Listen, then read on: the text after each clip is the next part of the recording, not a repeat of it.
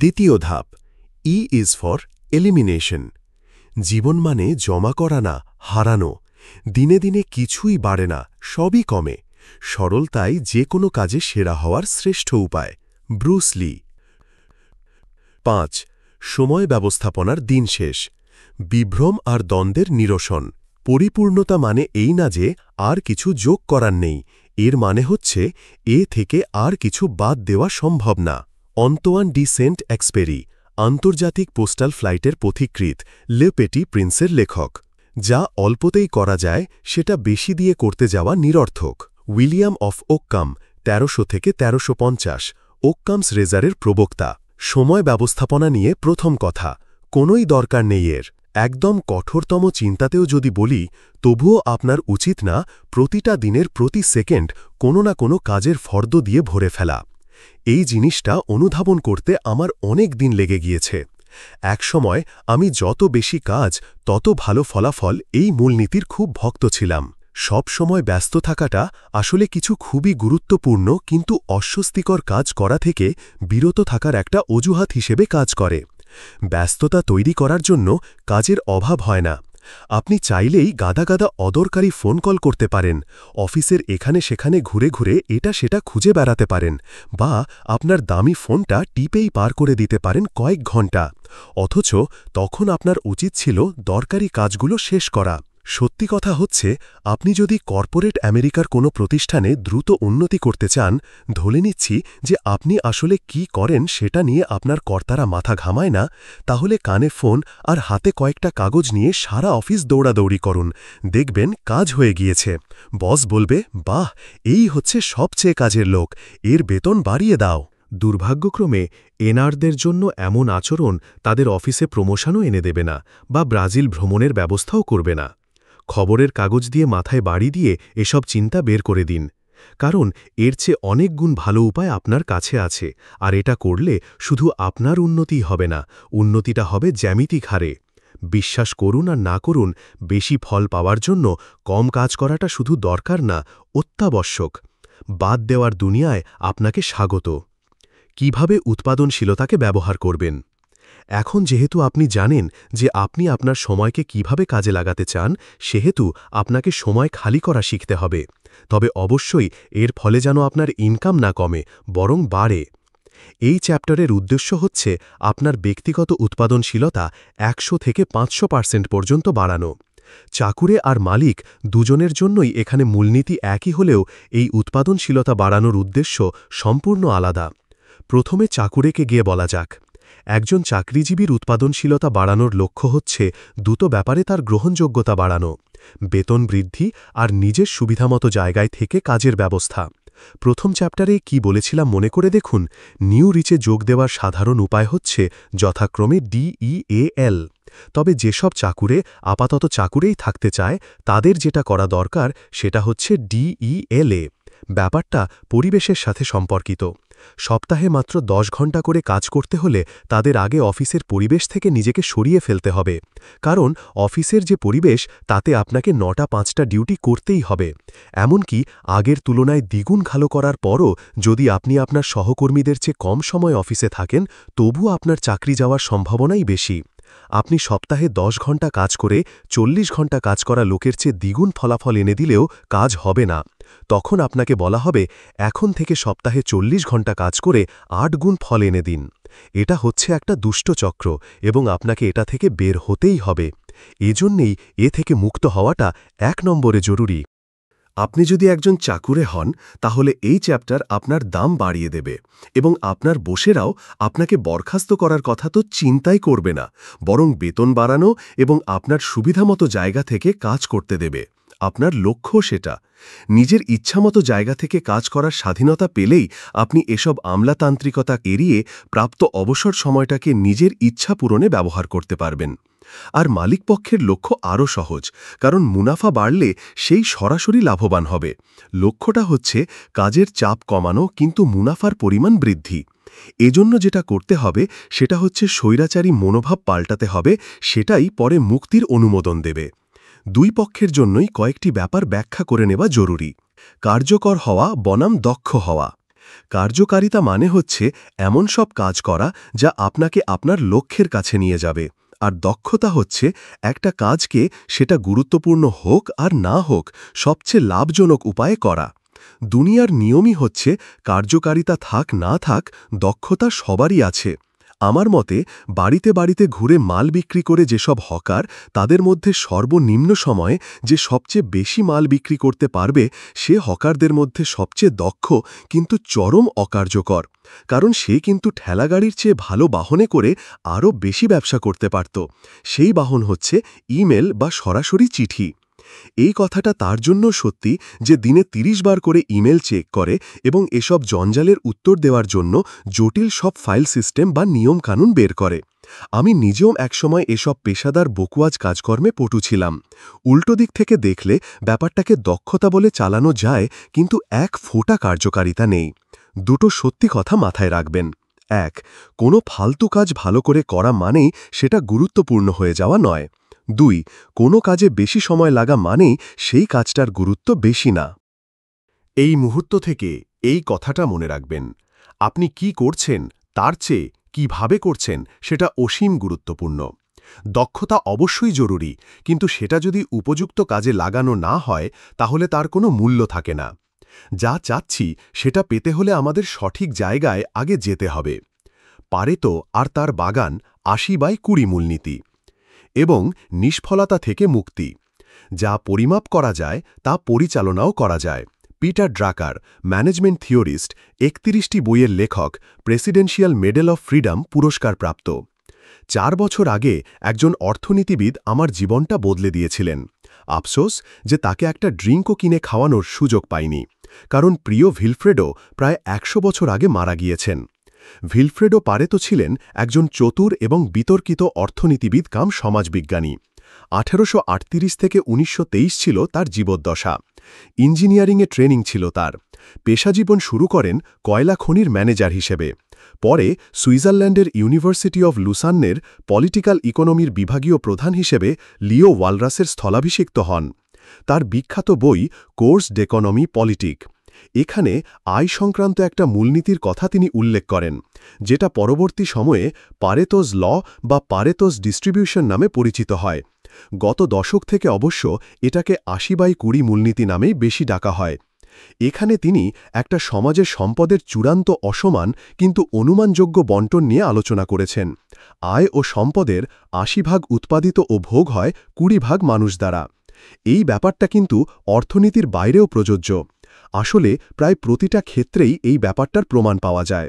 যেমন পারেতোর বাগানের ৮০ মটর উৎপাদিত হয় ওনার লাগানো ২০ মটরের চারা থেকে। পারেতোর সূত্রে সারমর্ম হচ্ছে কোনো কাজের ৮০ ফলাফল আসে ২০ প্রচেষ্টা থেকেই। একই সূত্র ধরে আরও বলা যায় ৮০ পরিণতি আসে ২০ কারণে, ৮০ সাফল্য আসে ২০ কর্ম ও সময়দানে, ৮০ মুনাফা আসে ২০ পণ্য ও ক্রেতা থেকে, ৮০ শেয়ারের প্রবৃদ্ধি আসে ২০ বিনিয়োগকারী থেকে। এভাবে চালিয়ে গেলে লেখা শেষ হবে না। তবে এই অনুপাত মাঝে মাঝে আরও বেড়ে যায়। ৯০-১০, ৯৫-৫, ৯৯-১ হওয়াটাও অস্বাভাবিক নয়। তবে ৮০-২০-র নিচে কখনো নামে না। যখন আমি পারেতোয় এই সূত্রটা পড়ি, তখন আমি সপ্তাহে ৭ দিন, দিনে ১৫ ঘণ্টা কৃতদাসের মতো খাটাখাটি করি, উদ্ভ্রান্তের মতো ঘুরে বেড়াই, মেজাজ সারাক্ষণ চড়ে থাকে। ভোরের আগে ঘুম থেকে উঠে বসে থাকি ইংল্যান্ডে ফোন করার জন্য। এরপর ৯টা-৫টা নিজের অফিস, তারপর মাঝরাত পর্যন্ত কাজ করতে হয় নিউজিল্যান্ড আর জাপানে ফোন করার জন্য। এমন অবস্থা যে আমি একটা বিমানবন্দরের মাল টানা ট্রলিতে আটকা পড়ে দিক বিদিক ঘুরছি, কিন্তু আমার কোনো ব্রেক নেই। তখন আমার সামনে উপায় ছিল দুটো: সবকিছু ছেড়ে ছুড়ে চলে যাওয়া বা পারেতোর কথাটা নিজের জীবনে খাটানো। আমি পরেরটাই করব বলে ঠিক করলাম। পরদিন সকালেই আমি আমার ব্যবসায়িক ও ব্যক্তিগত জীবনের ব্যবচ্ছেদ করতে বসলাম। কাজটা করলাম আমি দুটো প্রশ্নের আলোকে। ১. কোন ২০ কারণ আমার জীবনের ৮০ সমস্যা আর অশান্তি সৃষ্টি করছে? ২. কোন ২০ কাজ আমার ৮০ কাঙ্ক্ষিত ফলাফল আর প্রশান্তি এনে দিচ্ছে? প্রায় সারাটা দিন আমি আপাত জরুরি সব কাজ ফেলে আমার জীবনের সবচেয়ে সৎ আর কড়া বিশ্লেষণটা করলাম। আমার বন্ধুবান্ধব থেকে শুরু করে আমার কাস্টমার, আমার অফিসের কাজ আর আমার অবসরের কাজ সবকিছু একটা একটা করে ওপরের প্রশ্নের আলোকে বাজিয়ে দেখলাম। আপনি যেসব কাজই সঠিক করছেন এমনটা ভাববেন না, সত্যিটা জানলে চমকে উঠবেন। আপনার লক্ষ্য হচ্ছে আপনার কোন কোন কাজ অকার্যকর সেটা খুঁজে বের করা এবং সেগুলো বাদ দিয়ে দেওয়া, আর আপনার শক্তির জায়গাগুলো বের করে সেগুলোকে আরও উন্নত করা। পরবর্তী ২৪ ঘণ্টায় আমি বেশ কয়েকটা বাহ্যিক দিক দিয়ে সহজ কিন্তু আবেগের দিক থেকে কঠিন সিদ্ধান্ত নিলাম, যা আমার জীবনকে চিরতরে আমূল বদলে দিল। আর এই বদলে যাওয়া জীবনটাই আমার কাছে বেশি উপভোগ্য। প্রথম যে সিদ্ধান্তটা আমি নিলাম সেটা এই গাণিতিক বিধি প্রয়োগের ফলে কি নাটকীয় আর দ্রুত পরিবর্তন হয় তার একটা প্রকৃষ্ট উদাহরণ। আমি আমার ৯৫% কাস্টমারের সাথে যোগাযোগ বন্ধ করে দিলাম, ২%কে বাতিল করে দিলাম। তাহলে আমার থাকল শীর্ষ ৩%, এদের হাতে রাখলেই আমার চলবে। আমার প্রায় ১২০ জন হোলসেল কাস্টমার ছিল। এর মাঝে মোটামুটি ৫ জন ছিল আমার ৯৫% আয়ের উৎস, আর আমি আমার সময়ের ৯৮% ব্যয় করছিলাম বাকিদের পেছনে। কারণ ওই ৫ জন কোনো রকম ফোন, অফারের লোভ বা প্ররোচনা ছাড়াই নিয়মিত অর্ডার করে যেত। এর মানে হচ্ছে আমি আসলে ৯টা-৫টা কাজ করেই যেতাম, কারণ আমার মনে হতো যে আমার আসলে এই সময়টায় কিছু একটা করা উচিত। আমি বুঝতে পারিনি যে প্রতিদিন ৯টা থেকে ৫টা প্রতি ঘন্টা কাজ করাটা আমার লক্ষ্য হতে পারে না।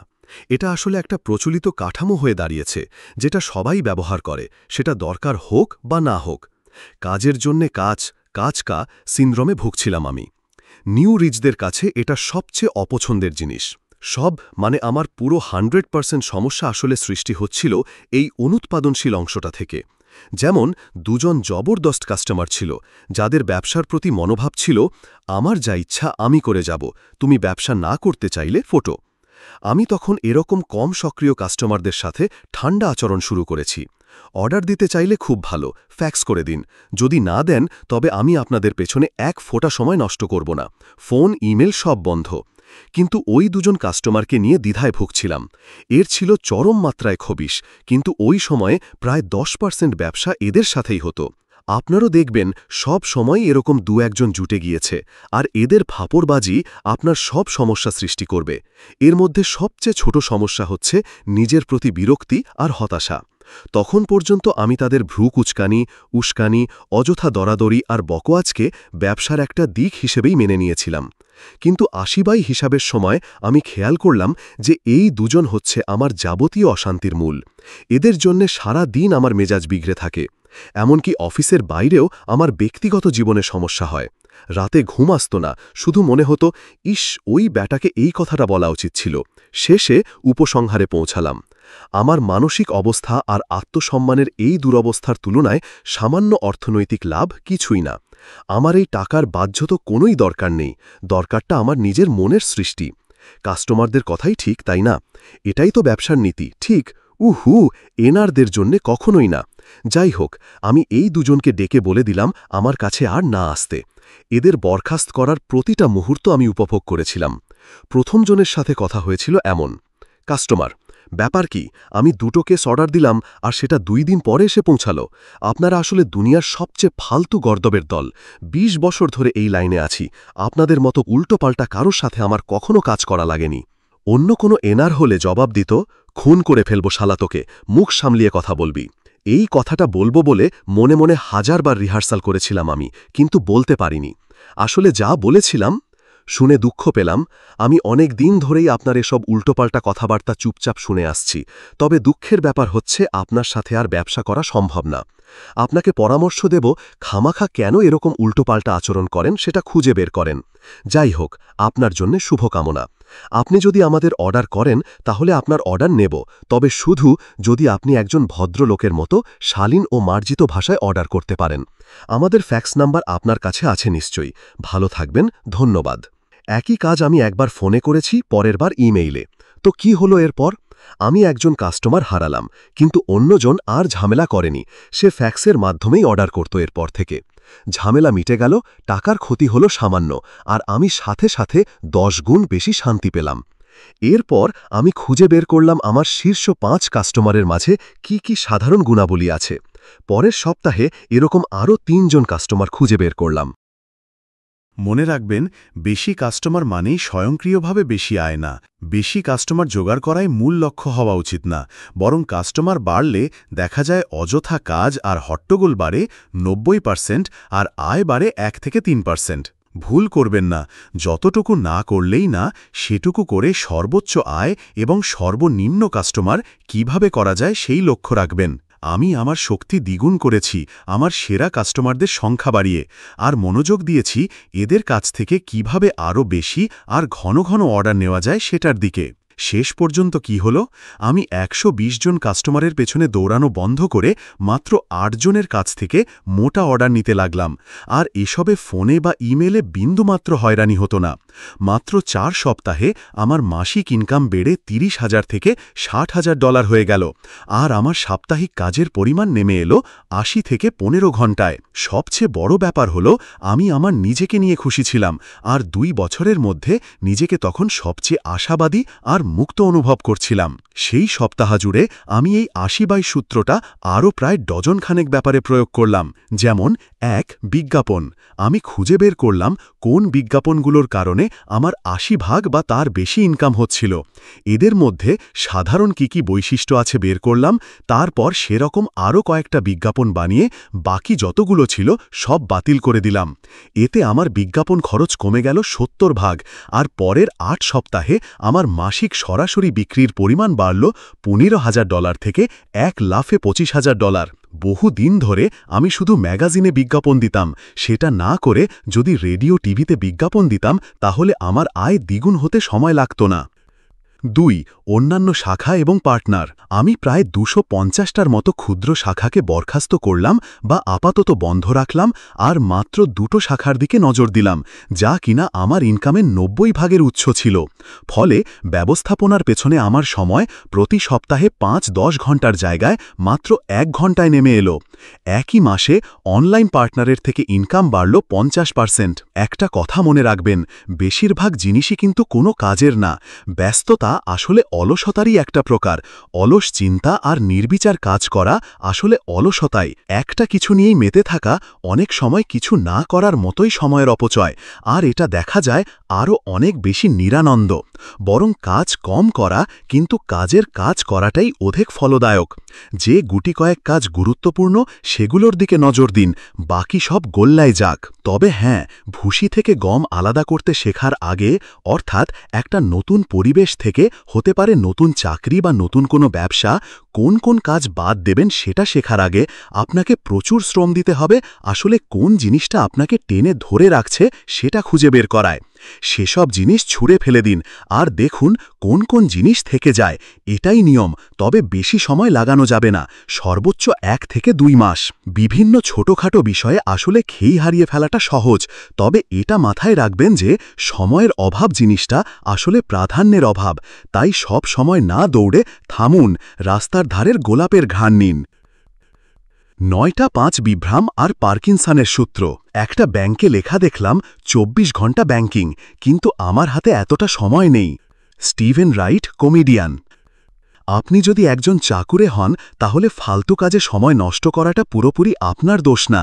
যদি আপনার বেতন মোটা অঙ্কের না হয় তাহলে সঠিকভাবে সময় কাজে লাগানোর ব্যাপারে খুব বেশি উৎসাহ পাবেন না। সারা দুনিয়া জুড়ে সকাল 9টা থেকে বিকাল 5টা পর্যন্ত কাগজ চালাচালির রীতি চলছে এখন, আর যেহেতু আপনিও ওই সময়টাতেই অফিসে বন্দী হয়ে থাকেন, তাই বাধ্য হন এটা সেটা করে সময়টা পার করতে। সময় নষ্ট করা হচ্ছে কারণ হাতে অফুরন্ত সময়, ব্যাপারটা স্বাভাবিক। তবে এখন যেহেতু আপনার সামনে লক্ষ্য শুধু মাস শেষে বেতনের টাকা তোলা না, বরং অফিসে না থেকে বাইরে বসে কাজ করা, তাই এখন আপনাকে অচলাবস্থা ঝেড়ে ফেলে কার্যকর হয়ে উঠতে হবে। সেরা চাকুরেদের বৈশিষ্ট্যই হচ্ছে নানান উপায়ে কার্যসিদ্ধি করতে জানা, আর উদ্যোক্তাদের জন্য সময়ের অপব্যবহার খুবই বাজে একটা অভ্যাস। আমিও এর ব্যতিক্রম না। বেশিরভাগ উদ্যোক্তাই একসময় চাকুরে ছিলেন, তাই সবাই 9টা 5টা সংস্কৃতির সাথে অভ্যস্ত। তাই উদ্যোক্তা হওয়ার পরেও তার কাঙ্ক্ষিত ইনকাম করতে সকাল 9টা থেকে শুরু করে দিনে 8 ঘণ্টা কাজ করা লাগুক বা না লাগুক, তারা এই শিডিউলই মেনে চলতে থাকে। এই শিডিউলটা আসলে একটা সামাজিক রীতি হয়ে দাঁড়িয়েছে, যা সেই ডাইনোসরের আমল থেকে চলছে। কারণ তখন থেকেই লোকজন কাজের বহর দেখে কাজের ফলাফল চিন্তা করে। আমি বুঝি না দুনিয়ার প্রতিটা লোকেরই কেন তার কাঙ্ক্ষিত লক্ষ্য অর্জনের জন্যে ৮ ঘণ্টা করেই সময় লাগবে। ব্যাপারটাকে কি ভুয়া মনে হয় না? আপনাকে বৈধভাবে মিলিয়নিয়ার হতে দিনে ৮ ঘণ্টা কাজ করার দরকার নেই, আর স্বাভাবিক সচ্ছল জীবনযাপনের কথা তাহলে বাদই দিলাম। সপ্তাহে ৮ ঘণ্টাই অনেক সময় বেশি হয়ে যায়। তবে আমার কথা এখনই যে আপনারা বিশ্বাস করবেন না সেটা আমি জানি। দীর্ঘ একটা সময় আপনাদের মতো আমার কাছেও মনে হতো যে সারাদিনের সময় এত কম কেন। তাই শুরুতে আপনি আমি দুই পক্ষই একমত হব এরকম কয়েকটা বিষয় নিয়ে আলোচনা করা যাক। আমাদের হাতে যেহেতু কাজ করার জন্য ৮ ঘণ্টা সময় আছে, আমরা ৮ ঘণ্টা কাজ করি। আমাদের হাতে ১৫ ঘণ্টা থাকলে ১৫ ঘণ্টায় করতাম। তবে আশ্চর্যের বিষয় হচ্ছে, যদি হঠাৎ করে কোনো এমার্জেন্সি দেখা দেয় আর সব কাজ শেষ করতে হাতে মাত্র ২ ঘণ্টা সময় থাকে, তাহলে অবিশ্বাস্যভাবে ওই ২ ঘণ্টাতেই আমরা সব কাজ শেষ করে ফেলতে পারি। ব্যাপারটা আসলে একটা সূত্র মেনে চলে। সূত্রটা আমাকে শিখিয়েছিল অ্যাড চাও ২০০০ সালের বসন্তে। নার্ভাস অবস্থায় ক্লাসে গিয়েছিলাম সেদিন। আমি একদমই মনোযোগ দিতে পারছিলাম না। ২৪ ঘণ্টার মধ্যে আমাকে শেষ অ্যাসাইনমেন্টটা জমা দিতে হবে। পুরো সেমেস্টারের ২৫% মার্ক নির্ভর করছে এর ওপর। এর মধ্যে একটা কাজ হচ্ছে কোনো কোম্পানির শীর্ষ একজন কর্মকর্তার সাক্ষাৎকার নেওয়া আর তাদের ব্যবসার মডেলের একটা নিবিড় বিশ্লেষণ দাখিল করা। আমি নিজে থেকে এই কাজটা বেছে নিয়েছিলাম। যে কোম্পানির সাথে যোগাযোগ করেছিলাম তারা একদম শেষ মুহূর্তে আমাকে জানালো যে আমি তাদের কারো সাক্ষাৎকার নিতে পারব না বা কোনো তথ্যও ব্যবহার করতে পারব না, কারণ এতে তাদের গোপনীয়তা ভঙ্গ হবে, আরও নানান হাবিজাবি। খেলা শেষ। ক্লাস শেষে আমি অ্যাডের কাছে গেলাম দুঃসংবাদটা দিতে। অ্যাড, অ্যাসাইনমেন্ট জমা দিতে আমার আরও কয়েকদিন সময় লাগবে বলে আমি পরিস্থিতি ব্যাখ্যা করলাম। শুনে অ্যাড এমনভাবে হাসলেন যেন এ কোনো ব্যাপারই না। তারপর বললেন, কিছুই হবে না। উদ্যোক্তা তো তারাই যারা শূন্য থেকেই সব শুরু করে, তাই না? ২৪ ঘণ্টা পর ডেডলাইনের মাত্র ১ মিনিট আগে আমি পুরো ৩০ পাতা অ্যাসাইনমেন্ট পেপার জমা দিয়েছিলাম। গিয়ে দেখি পিয়ন দরজা বন্ধ করে দিচ্ছে। এই ২৪ ঘণ্টায় আমি আর একটা কোম্পানির সাথে যোগাযোগ করেছি, সাক্ষাৎকার নিয়েছি এবং সারা রাত জেগে নানান খুঁটিনাটি ব্যাখ্যা বিশ্লেষণ করেছি। এত বেশি কফি খেয়েছিলাম যে সেই পরিমাণ ক্যাফেন দিয়ে পুরো একটা অলিম্পিক দৌড়বিদদের দলকে ডিসকোয়ালিফাই করে দেওয়া সম্ভব। অবাক করা ব্যাপার হচ্ছে, বিগত ৪ বছরে যত অ্যাসাইনমেন্ট করেছি তার মধ্যে এটাই সেরা। আমি একেবারে এ পেয়েছিলাম ওটায়। আগের দিন ক্লাসরুম থেকে বের হবার আগে অ্যাড আমাকে কয়েকটা উপদেশ দিয়েছিলেন। সেটা ছিল পার্কিনসন্স ল।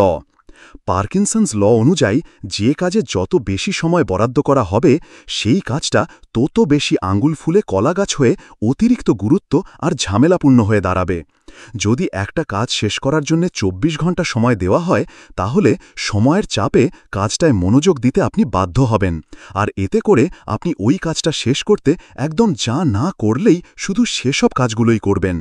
যদি আপনাকে ওই একই কাজ করতে ১ সপ্তাহ সময় দেওয়া হয়, তাহলে প্রথম ৬ দিন যাবে শুধু তিলকে তাল বানাতে।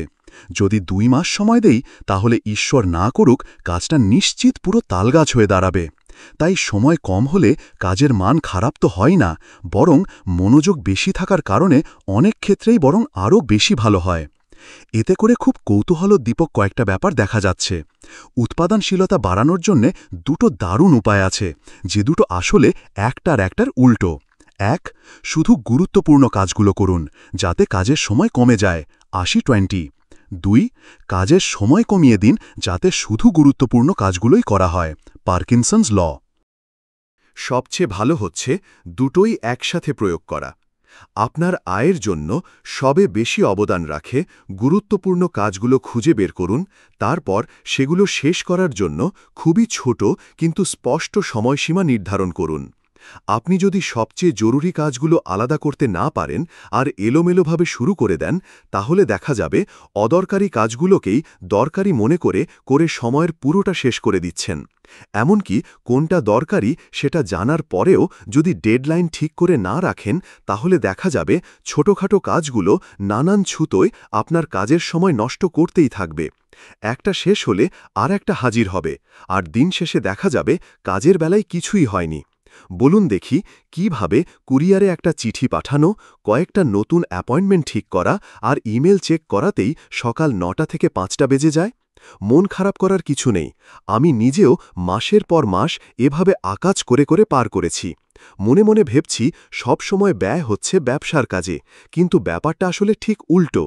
এই ৮০/২০ আর পার্কিন্স ল দুটোই এই সেকশনে ঘুরে ফিরে নানানভাবে আলোচনা করা হবে।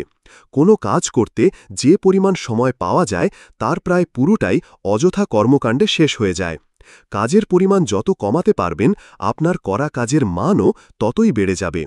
পরের অধ্যায়ে আমরা শিখব বিজয়ীদের সেরা ব্রেকফাস্ট, কম তথ্যের খানা। ১ ডজন কাপকেক আর একটা প্রশ্ন। অযথা দৌড়াদৌড়ি কাজ নয়। সেনেকা। Mountain view, California. শনিবার আমার ছুটির দিন। আমার দিকে তাকিয়ে থাকা অচেনা লোকজনের ভিড়টার দিকে চেয়ে বললাম আমি, এরা সবাই আমার বন্ধুদের বন্ধু। কারো কি সপ্তাহের ৭ দিনই সিরিয়াল আর মুরগি খেতে ভালো লাগবে? আমারও না। ব্যাপারটা অন্যভাবে নেবেন না। ১০ নম্বর কাপকেকটা খাওয়ার পর আমি আচমকা কাউচে শুয়ে পড়লাম আর মাঝরাত পর্যন্ত ওভাবেই থেকে রক্তের অতিরিক্ত চিনিটাকে শরীরে সইয়ে নিতে দিলাম। ১২টা বাজার পরেই আমি আবার আমার রবি থেকে শুক্রবার যেরকম খাই সেই ডায়েটে ফিরে গেলাম। আমার পাশেই আর একজন অতিথি বসেছিলেন, হাতে ওয়াইনের গ্লাস নাড়ছেন। সেটা ১২ নম্বর পেগ না হলেও প্রথম যে না সেটা নিশ্চিত। তার সাথে কথা শুরু করলাম আমি। আর সব সময় যা হয়, লোকটা যখন জিজ্ঞেস করল যে আপনি কি করেন, তখন কি উত্তর দেব ভেবে পেলাম না। আর উত্তর দেবার পরও সব সময় যা হয় সেটাই হলো। লোকটা ভেবে পেল না যে আমি কি আসলে নির্জলা মিথ্যাবাদী নাকি একজন সন্ত্রাসী। আয় রোজগারের পেছনে এত কম সময় ব্যয় করা আসলে কিভাবে সম্ভব? খুব ভালো একটা প্রশ্ন। এটাই আসল প্রশ্ন। চার্নির জীবনে কোনো দিক থেকেই অপূর্ণতা ছিল না।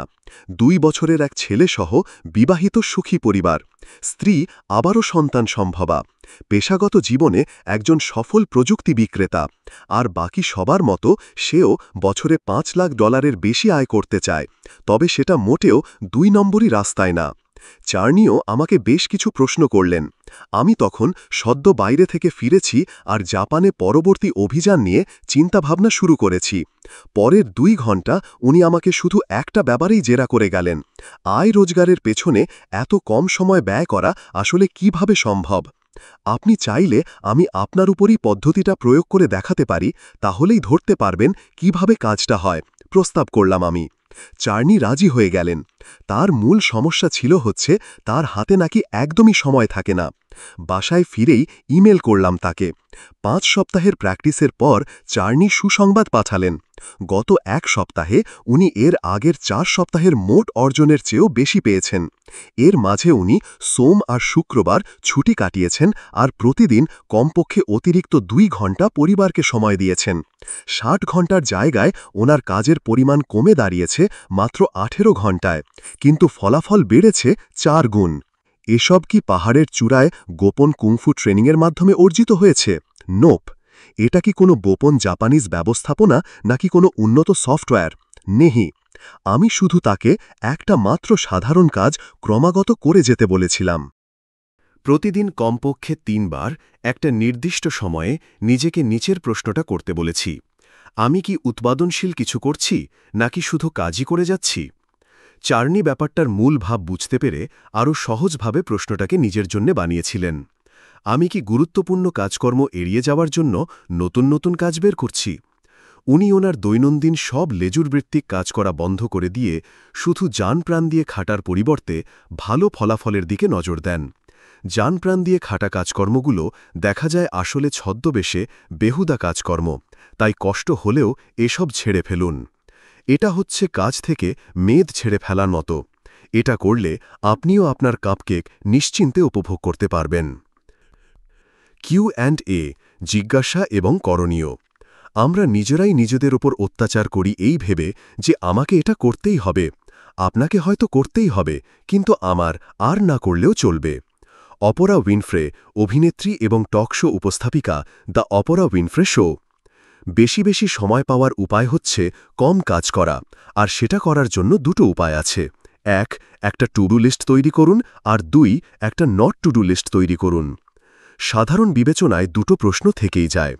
কোন ২০% কারণ আমার জীবনের ৮০% সমস্যা আর ঝামেলা সৃষ্টি করছে?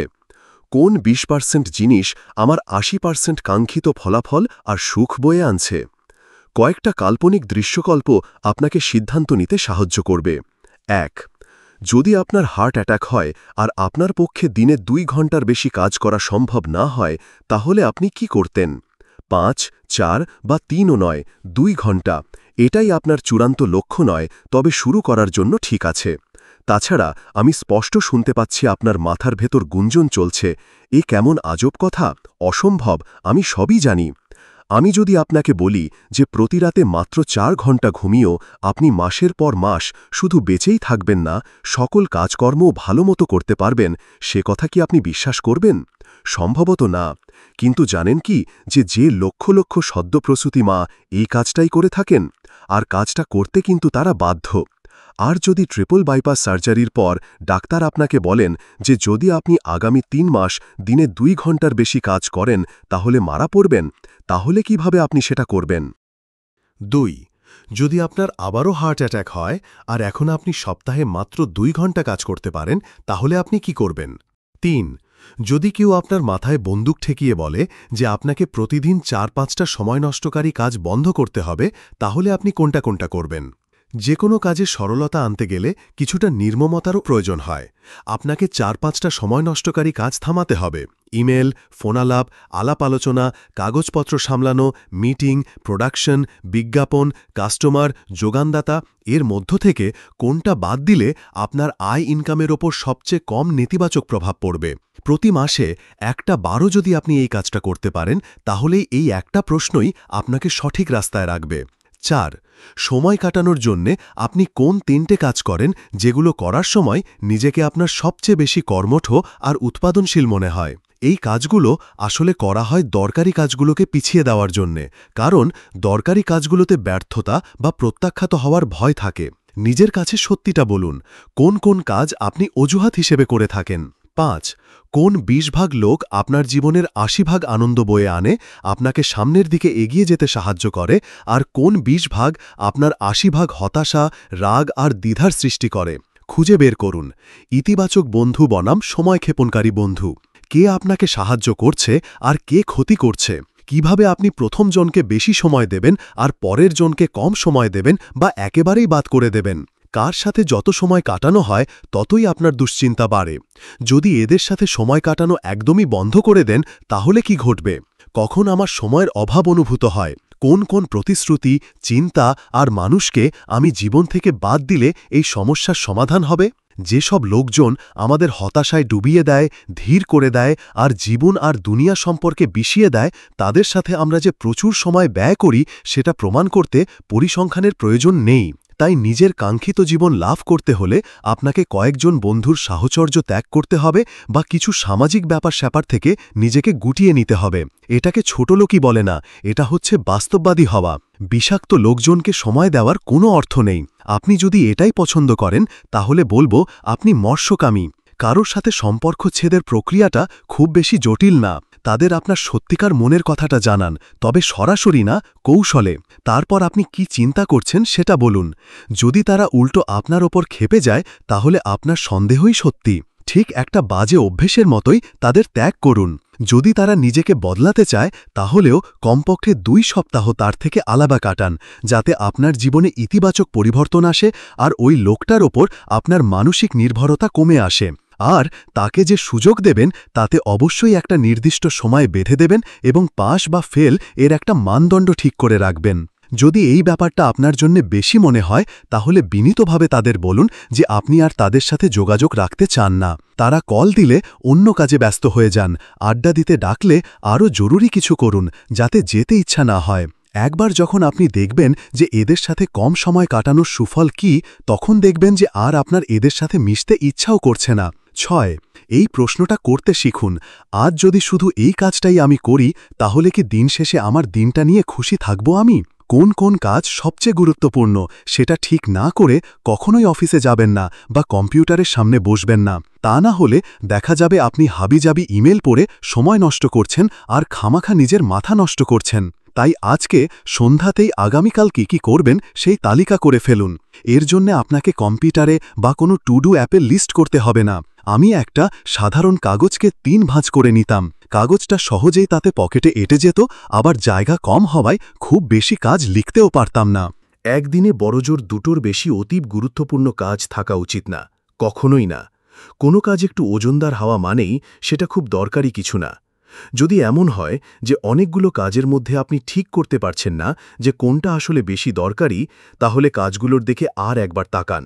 নিজেকে প্রশ্ন করুন, আজ যদি শুধু এই কাজটাই আমি করি, তাহলে কি দিন শেষে আমার দিনটা নিয়ে খুশি থাকব আমি?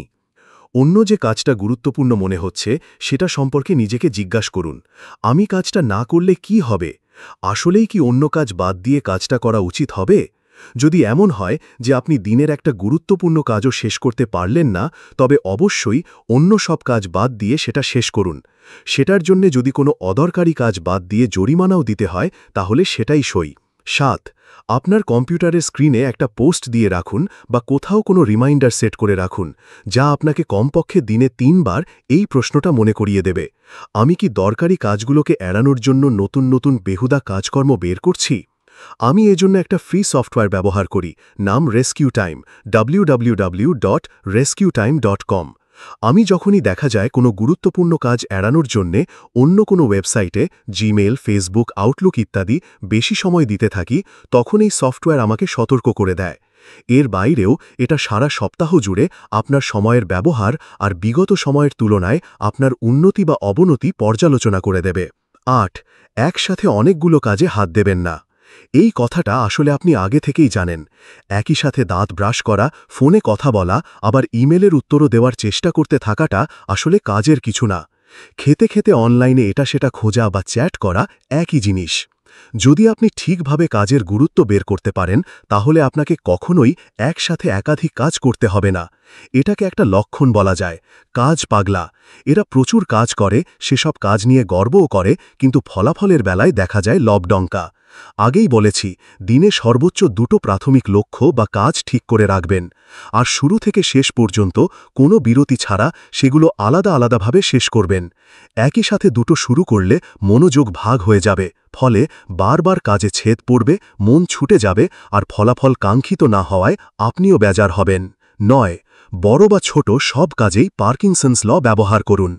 কম সময়ে বেশি অর্জন করতে চাইলে পার্কিনসন্স ল ব্যবহার করুন। নিজের শিডিউল ছোট করে ফেলুন, যে কোনো কাজের সময়সীমা কমিয়ে আনুন। এতে করে কাজে মনোযোগের পরিমাণ বাড়বে, কমবে সময়ক্ষেপণ আর দীর্ঘসূত্রতা। চেষ্টা করবেন সোমবার আর শুক্রবার ছুটি কাটাতে আর দিনে 4টের ভেতর অফিস থেকে বেরিয়ে যেতে। এতে করে আপনি বাধ্য হবেন সঠিক গুরুত্বপূর্ণ কাজটা খুঁজে বের করতে, আর আপনার সামাজিক জীবনটা আরও সমৃদ্ধ হবে। যদি আপনার বস আপনার উপর সব সময় চিলের মতো দৃষ্টি রাখে, সে ব্যাপারেও বুদ্ধি আছে, সামনের দিকে এটা নিয়ে আলোচনা হবে। আপনার দৈনন্দিন কাজের তালিকা ছোট করে ফেলুন, আর অবিশ্বাস্য ছোট সময়সীমা নির্ধারণ করে রাখুন, যাতে আপনি বাধ্য হন ওই মুহূর্তেই কাজটা করার ব্যবস্থা নিতে। যদি আপনি অনলাইনে কাজ করেন বা আপনার ইন্টারনেট সংযোগ থাকে, তাহলে https:/e.gtimer.com ব্যবহার করতে পারেন। এটা একটা ভালো কাউন্টডাউন টাইমার। ঠিকানার পর শুধু আপনার কাঙ্ক্ষিত সময়সীমা লিখে দিয়ে এন্টার টিপবেন, ব্যাস। চাইলে http তুলে দিতে পারেন, যেমন https:/e.gtimer.com 5 মিনিটস, বা কোনো ব্রাউজারে শুধু e.gtimer.com 5 minute. https:/e.gtimer.com 1 hour 30 minutes 30 seconds। https:/30। যদি শুধু সংখ্যা লেখেন, তাহলে এটা শুধু সেকেন্ড ধরে নেবে। অস্বস্তিকর অভ্যাস অনুশীলনের চ্যালেঞ্জ। নিজের মতো প্রকাশ করতে শিখুন। 2 দিন। মানুষের কাছে মতামত চাওয়া বন্ধ করুন, নিজেই সমাধান দেওয়া শিখুন। ছোটখাটো ব্যাপার দিয়ে শুরু করুন। যদি কেউ জিজ্ঞেস করেন আজ কি খাওয়া যায়, বা আজ কি সিনেমা দেখব, বা আজ রাতে কি করা যায়, অথবা এরকম কিছু, তাহলে উত্তর যেন এরকম না হয়, তোমার কি ইচ্ছা। আপনি নিজেই একটা সমাধান দেবেন, দোনোমোনা বন্ধ করে একটা সিদ্ধান্ত দিয়ে দেবেন। নিজের ব্যক্তিগত ও পেশাগত 2 জায়গাতেই এটা ব্যবহার করবেন। উদাহরণ হিসেবে কয়েকটা লাইন তুলে দিচ্ছি। প্রথম আর শেষটা আমার খুব পছন্দ। আমি একটা বুদ্ধি দিই। আমার মতে, আমার মনে হয়, আমার পরামর্শ হচ্ছে, তোমার কি মনে হয়? করে দেখা যাক, ভালো না লাগলে অন্য কিছু করব। লাইফস্টাইল ডিজাইনের বাস্তব অভিজ্ঞতা। আমি একজন মিউজিশিয়ান, আপনার বইটা কিনেছি সিডি বেবি ডেরেক সিভার্সের পরামর্শে। পারেতোর সূত্রটা ব্যবহার করে আমি জানতে পারলাম যে আমার ৭৮ ভাগ গান ডাউনলোড হয় একটা মাত্র সিডি থেকে, আর আমার আয়ের ৫৫ ভাগ আসে আমার মাত্র ৫টা গান থেকে। এতে করে আমি বুঝলাম যে আমার ভক্তরা আসলে আমার কাছে কি চায়। আমি আমার ওয়েবসাইটটাও সেভাবেই সাজালাম, সাথে সাথে ডাউনলোডের পরিমাণও আকাশ ছোঁয়া হয়ে গেল। আইটিউনস অনলাইনে আর সিডি বেবি সরাসরি আমার অ্যাকাউন্টে টাকা দেয়, রেকর্ডিং শেষ হলেই সোজা আপলোড হয়ে যায়। গত কয়েক মাস আমি শুধু গান ডাউনলোডের ইনকাম দিয়েই চলছি। ধারদেনা শোধ হওয়ার পর ভাবছি ভ্রমণে বের হব। দেশের বাইরেও আমার ভক্ত যেমন বাড়বে, তাতে অনলাইনে আয়ের উৎস আরও বাড়বে।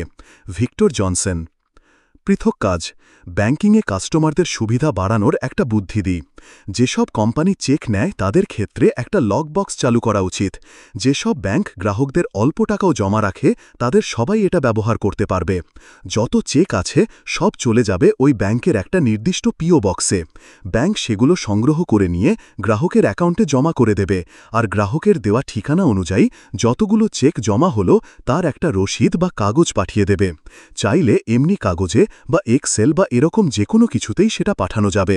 পরিশ্রম আর খরচ দুটোই বাঁচবে এতে। অজানা ৬. কম তথ্য গ্রহণ। ইচ্ছাকৃতভাবে অজ্ঞ থাকা। একটা তথ্য যা চায় সেটা স্পষ্ট, সেটা চায় তার গ্রহীতার মনোযোগ। এই কারণে তথ্যের দিকে যত বড়লোক হবেন, মনোযোগের দিকে ততই হবেন দরিদ্র। তাই তথ্যের যত উৎস আছে সেসবে আপনার মনোযোগ খুব হিসেব করে খরচ করতে হবে। হারবার্ট সাইমন, ইকোনমিক্সের নোবেল মেমোরিয়াল পুরস্কার প্রাপ্ত, কম্পিউটার সায়েন্সের নোবেল প্রাইজ খ্যাত এ.এম. টিউরিং পুরস্কার প্রাপ্ত। একটা নির্দিষ্ট বয়সের পর শুধু পড়াশোনা করাটা মনকে এর সত্যিকার সৃজনশীল উদ্দেশ্য থেকে সরিয়ে দেয়।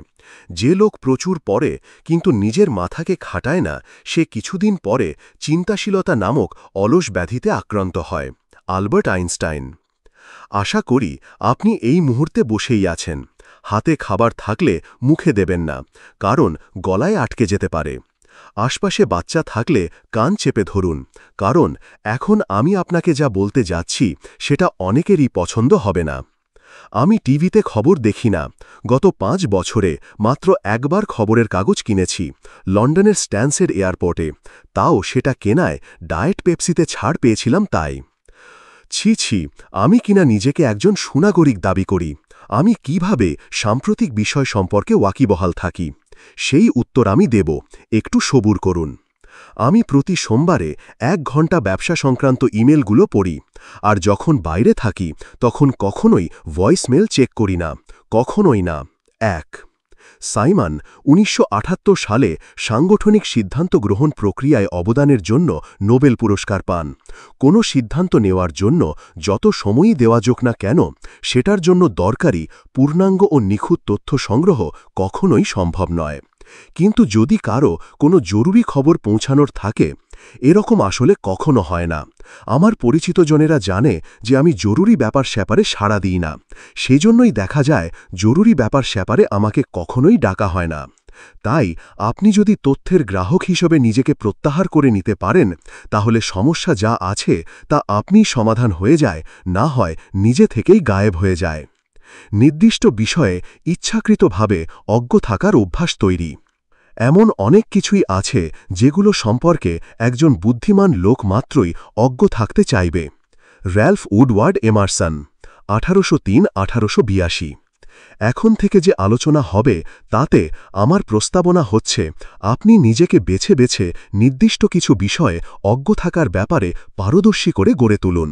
অজ্ঞতা শুধু পরম সুখী নয়, বরং বাস্তবসম্মত। যেসব তথ্য বা বাধা বিপত্তি আসলে অযথা, অদরকারি ও অকার্যকর, সেগুলোকে এড়িয়ে যাওয়া বা অন্য খাতে সরিয়ে দেওয়া শেখাটা আপনার জন্য অতি জরুরি। প্রথম ধাপ হচ্ছে কম তথ্য জানার অভ্যাস গড়ে তোলা ও রক্ষা করা। আধুনিক যুগের মানুষ প্রচুর ক্যালোরি খায় যার পুষ্টিগত কোনো মূল্য নেই। ঠিক একইভাবে তথ্যভুকেরাও অদরকারি উৎস থেকে অতিরিক্ত তথ্য নিতেই থাকে। লাইফস্টাইল ডিজাইনের পুরোটাই মূলত কর্মফলের ওপর ভিত্তি করা। প্রচুর উৎপাদন হলে স্বভাবতই কাঁচামালের পরিমাণ কমে যায়। বেশিরভাগ তথ্যই সময়হরণকারী, নেতিবাচক, আপনার লক্ষ্যের সাথে সামঞ্জস্যহীন, আপনার আয়ত্তের বাইরে। আমি চ্যালেঞ্জ করে বলতে পারি, আজ সারা দিনে আপনি যা কিছু পড়েছেন বা শুনেছেন তা এই 4টার ভেতর কমপক্ষে 2টোর সাথে মিলবেই। আমি হেঁটে হেঁটে দুপুরের খাবার খেতে যাওয়ার সময় স্ট্যান্ডে ঝোলানো পত্রিকাগুলোর শিরোনাম পড়ে নিই। এত কিছু না জানার জন্য গত 5 বছরে আমার একটিবারের জন্য কোনো সমস্যায় পড়তে হয়নি। এতে লাভ যা হয় তা হল অন্যদের সাথে কথা বলার সময় শুধু কুশালাগি আর আবহাওয়া সংক্রান্ত ছাইপাশ জিজ্ঞেস করার পরিবর্তে আপনি তাদের জিজ্ঞেস করতে পারেন, চারপাশে নতুন কি হচ্ছে বলুন দেখি। যদি গুরুত্বপূর্ণ কিছু হয়েই থাকে তাহলে লোকজনই আপনাকে সেটা জানিয়ে দেবে। এভাবে করে আমি অন্য অনেকের চেয়ে বেশি জেনে ফেলি, যারা একেবারে বিস্তারিত বিবরণ পড়তে গিয়ে আসল খবরেরই খোঁজ রাখতে পারে না। কার্যকর তথ্য সংগ্রহের জন্য আমি প্রতি মাসে একটা শিল্প সংক্রান্ত পত্রিকার রেসপন্স ম্যাগাজিন 1/3 আর একটা ব্যবসায়িক পত্রিকা ইঙ্ক পড়ি। সাকল্যে 4 ঘণ্টা ব্যয় হয় এতে। কাজের জন্য দরকারি পড়া এটুকুই যথেষ্ট। তবে প্রতিদিন শোয়ার আগে 1 ঘণ্টা গল্পের বই পড়ি আমি। তাহলে আমি আসলে চলি কিভাবে? একটা উদাহরণ দিলেই পরিষ্কার হবে কিভাবে আমি আর অন্যান্য এনআর সদস্যেরা তথ্য সংগ্রহ ও যাচাই করি। আমি সর্বশেষ প্রেসিডেন্ট নির্বাচনে ভোট দিয়েছিলাম, যদিও তখন ছিলাম বার্লিনে। মাত্র কয়েক ঘণ্টায় আমি আমার সিদ্ধান্ত নিয়েছিলাম। প্রথমেই আমি আমেরিকাতে আমার মতাদর্শে বিশ্বাসী এরকম কয়েকজন বন্ধুকে ইমেল করে জানতে চাইলাম তারা কাকে ভোট দেবে এবং কেন। দ্বিতীয়ত, আমি যেহেতু মানুষের কথায় না কাজে বিশ্বাসী, তাই আমি বার্লিনে আমার বন্ধুদের জিজ্ঞেস করলাম যে তারা কোন প্রার্থীকে কিভাবে বিচার করছে। এর কারণ এরা আমেরিকার পত্রিকাগুলোর প্রোপাগান্ডার বাইরে সত্যিটা বলতে পারবে। সব শেষে আমি 2 প্রার্থীর বিতর্কগুলো দেখলাম। ব্যাস, আমি এভাবে অন্যান্য নির্ভরযোগ্য লোককেই আমার পক্ষে কয়েকশো ঘণ্টার টিভি রিপোর্ট আর 1000 পাতার পত্রিকার তথ্য সংক্ষেপে আমার জন্য উপস্থাপন করার সুযোগ দিলাম। ব্যাপারটা এমন যেন নিজের জন্য কয়েক ডজন ব্যক্তিগত তথ্য পরিবেশক নিয়োগ দেওয়া, কিন্তু কারোর জন্য একটা পয়সাও খরচ হবে না।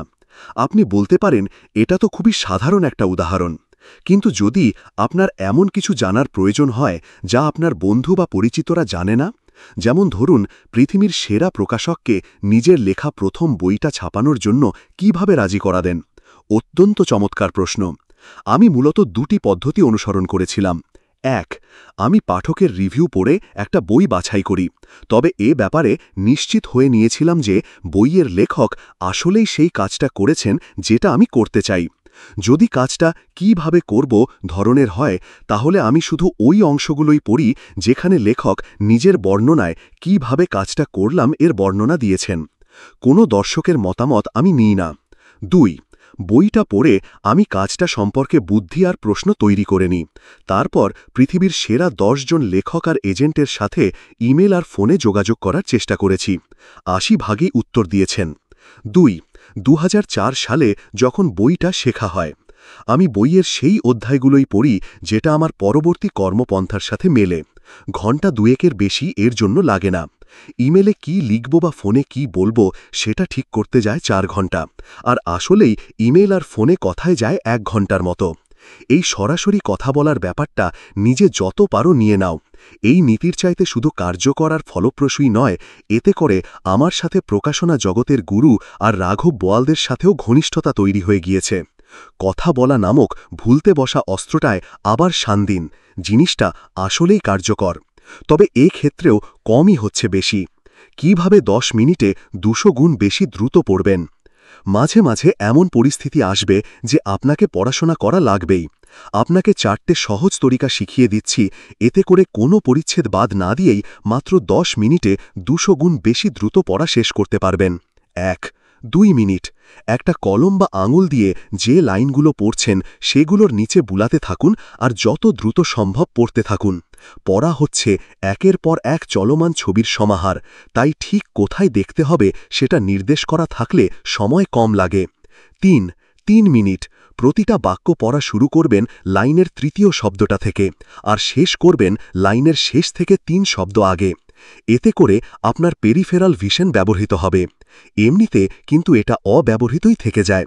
যেমন পরের বাক্যে আপনি কোথা থেকে শুরু করবেন আর শেষ করবেন সেটা দেখানো আছে। পুরো বাক্যটা পড়ে দেখুন, চোখ নাড়ানো লাগেই না বলা চলে। একবার এক তথ্যভুক ঠিক করল সে এই আসক্তি থেকে নিজেকে মুক্ত করবে। আস্তে আস্তে দুই পাশেই আরও ভেতরে ঢুকতে থাকুন, ধীরে ধীরে ব্যাপারটা সহজ হয়ে আসবে। 2 মিনিট, দুই পাশ থেকেই 3 বা 4টে শব্দ বাদ দিতে শেখার পর চেষ্টা করুন মাত্র 2 পলকে বাক্যটা শেষ করার। প্রথমবার প্রথম ঠিক করা শব্দে তাকাবেন, পরের বার শেষ ঠিক করা শব্দে তাকাবেন। একে ফিক্সেশনও বলে।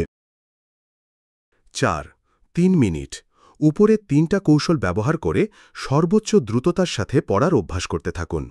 প্রথমে 5 পাতা এভাবে পড়ুন, এরপর গোড়া থেকে আরাম করে আনতে আনতে আবার পাতাগুলো পড়ুন। এভাবে করে আপনার পড়াটা উপলব্ধি করার ক্ষমতাও বাড়বে, আবার আপনার পড়ার গতি কতটা বাড়াবেন সেটাও বুঝতে পারবেন। কারণ এমনি সময় ঘণ্টায় 50 মাইল অনেক গতি হলেও ফাঁকা রাস্তায় 70 মাইলও স্লো মোশন মনে হয়।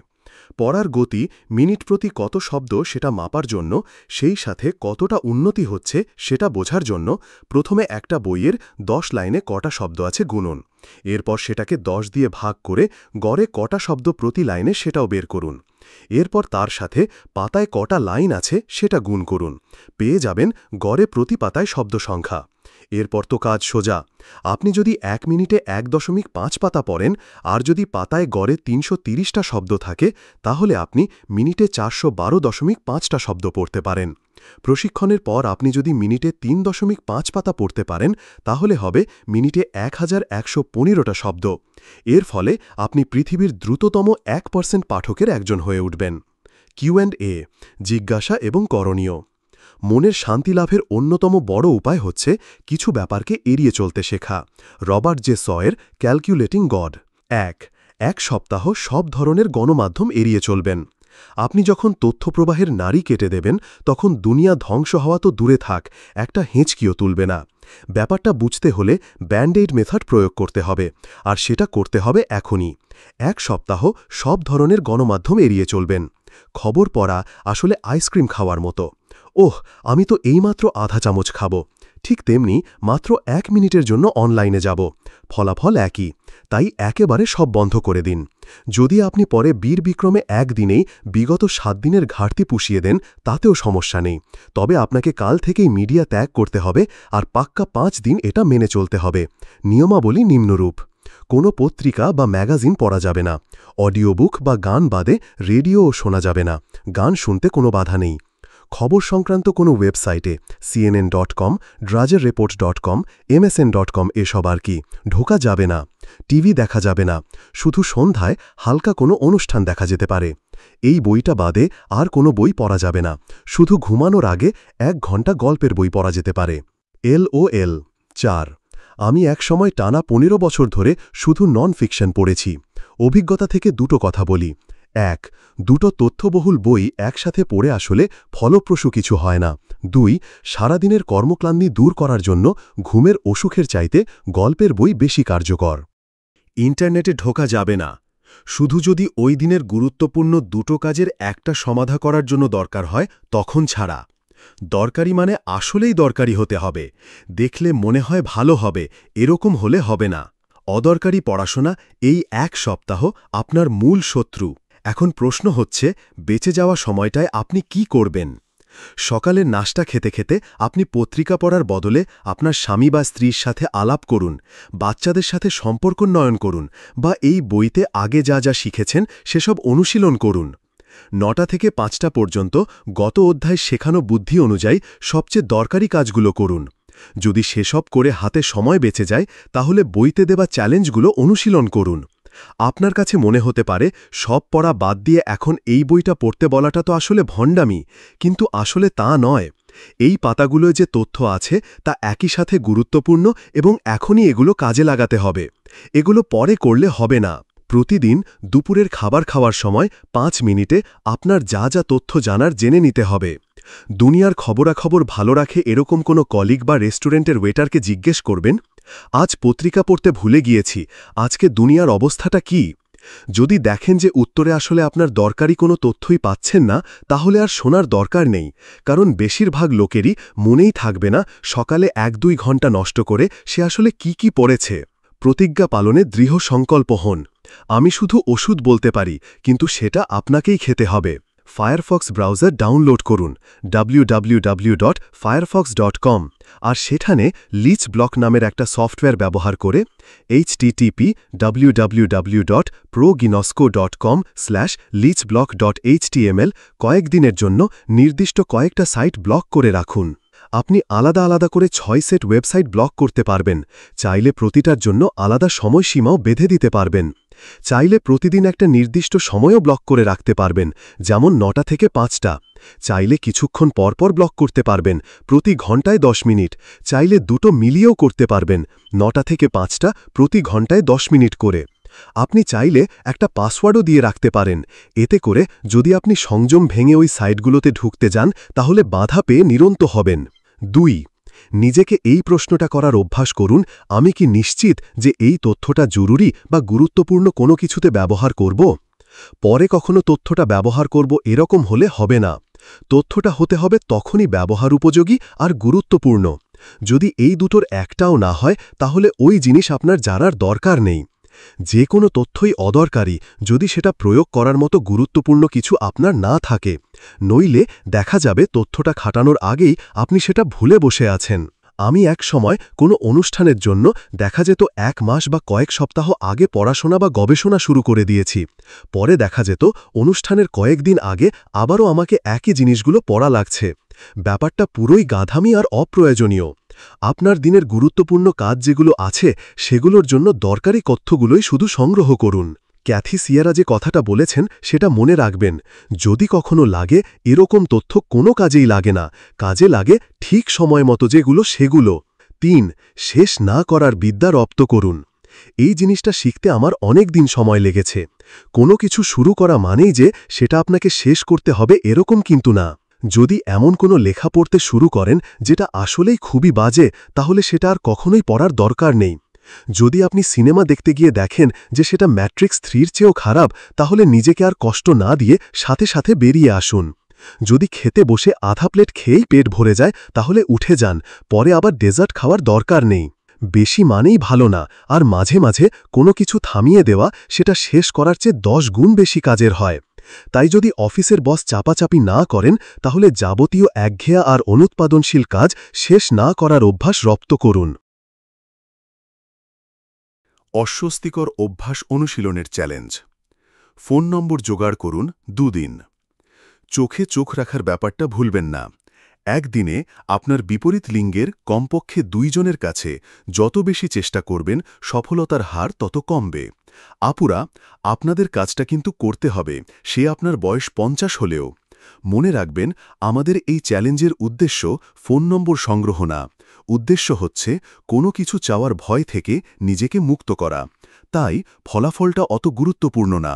যদি আপনি কোনো রিলেশনে থাকেন, তাহলে ভাব নেবেন যে আপনি গ্রিনপিসের জন্য তথ্য সংগ্রহ করছেন। নাম্বার পাওয়া হয়ে গেলে সেটা ফেলে দিলেই হবে। যদি র্যাপিড ফায়ার করতে চান, তাহলে একটা শপিং মলে চলে যান, তারপর 5 মিনিটের ভেতর 3 জনের কাছে ফোন নাম্বার চান। আমার কাছে এই পদ্ধতিটাই বেশি পছন্দের। নিচে একটা উদাহরণ দিচ্ছি, এটাকেই ঘষে মেজে ব্যবহার করতে পারেন। এক্সকিউজ মি, জানি কথাটা আপনার কাছে অদ্ভুত লাগবে, কিন্তু যদি আমি এখন জিজ্ঞেস না করি, তাহলে বাকি সারা দিন মাথার চুল ছেড়ব। আমি এখানে আসছি একজন বন্ধুর সাথে দেখা করতে, এর মানে হচ্ছে আমার বন্ধু-বান্ধব আছে, এটা বোঝানো। কিন্তু আপনাকে দেখে ভুলে গিয়েছি সব। আপনি আসলেই খুব সুন্দর বা কিউট বা গর্জিয়াস। আপনার ফোন নাম্বারটা কি পেতে পারি? আমি পাগল না, বিশ্বাস করুন। আপনি চাইলে আমাকে একটা ভুয়া নাম্বারও দিতে পারেন। 7. প্রতিবন্ধকতাকেই প্রতিবন্ধক দেওয়া এবং অস্বীকার করার মন্ত্র। নিজের ভাবনা নিজেই ভাবুন, দাবা খেলোয়াড় হন, দাবার গুটি নয়। Ralph Carroll. মিটিং হচ্ছে নেশার মতো, খুবই অসংযত একটা কাজ, কিন্তু তবুও বিভিন্ন বড় বড় শিল্প প্রতিষ্ঠান ও সংস্থা অভ্যাসবশতই কাজটা বারবার করে, কারণ তারা প্রকাশ্যে মাস্টারবেট করতে পারে না।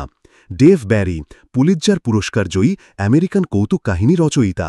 2000 সালের বসন্ত, প্রিন্সটন, নিউ জার্সি, দুপুর 1:35। সবই তো বুঝতে পারছি, আরও খানেক পরে দেখা যাক। পরের পরিচ্ছেদে ব্যাখ্যা করা হয়েছে যে আমি একেবারে বিস্তারিত নোট করে করে পড়াশোনা করতাম, একটা পয়েন্টও মিস দিতাম না। বিকাল 3:45। আচ্ছা, ব্যাপার তাহলে এই। এখন আমরা যদি পরের উদাহরণের দিকে তাকাই, আমি পড়ার মাঝখানেই থেমে গেলাম। আমার টিচিং অ্যাসিস্ট্যান্ট 2 হাতে মুখ চেপে বসে আছেন। টিম, আজকের মতো শেষ করো। যেসব পয়েন্ট বলেছ এর সবই আমার মাথায় থাকবে। ওর আর সহ্য হচ্ছিল না, আমারও না। কিন্তু আমি খুব ভালো করেই জানতাম যে এই কাজটা করার সুযোগ আমি আর পাব না। স্কুলে কাটানো 4 বছরে আমি একটা নীতি মেনে চলেছি সব সময়।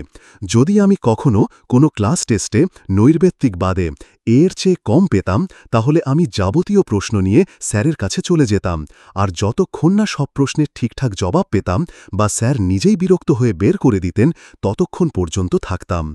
এতে করে আমার দুটো কাজ হতো। 1, স্যার যেভাবে উত্তর চাইতেন আমি ঠিক সেভাবেই উত্তরগুলো শিখতে পারতাম। কোনো প্রশ্নের উত্তরের ব্যাপারে ওনার ব্যক্তিগত পছন্দ বা নিজস্ব ধারণাগুলো জানা হয়ে যেত। 2, স্যাররা আমাকে অয়ের চেয়ে কম দিতে গেলে 2 বার ভাবতেন। বিশেষ কোনো কারণ না থাকলে ওনারা কখনোই আমাকে খারাপ নাম্বার দেওয়ার কথা চিন্তাও করতেন না, কারণ সেরকম হলেই সেদিন তার অফিসে 3 ঘন্টার জন্য হাজির হব আমি।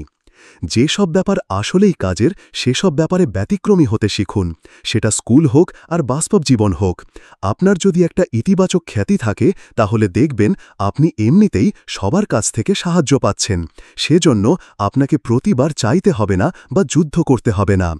স্কুলে খেলার সময়ের কথা মনে করুন। সব সময়ই দেখা যেত একজন থাকে গুন্ডা স্বভাবের, যার অত্যাচারে সবাই থাকত তটস্থ।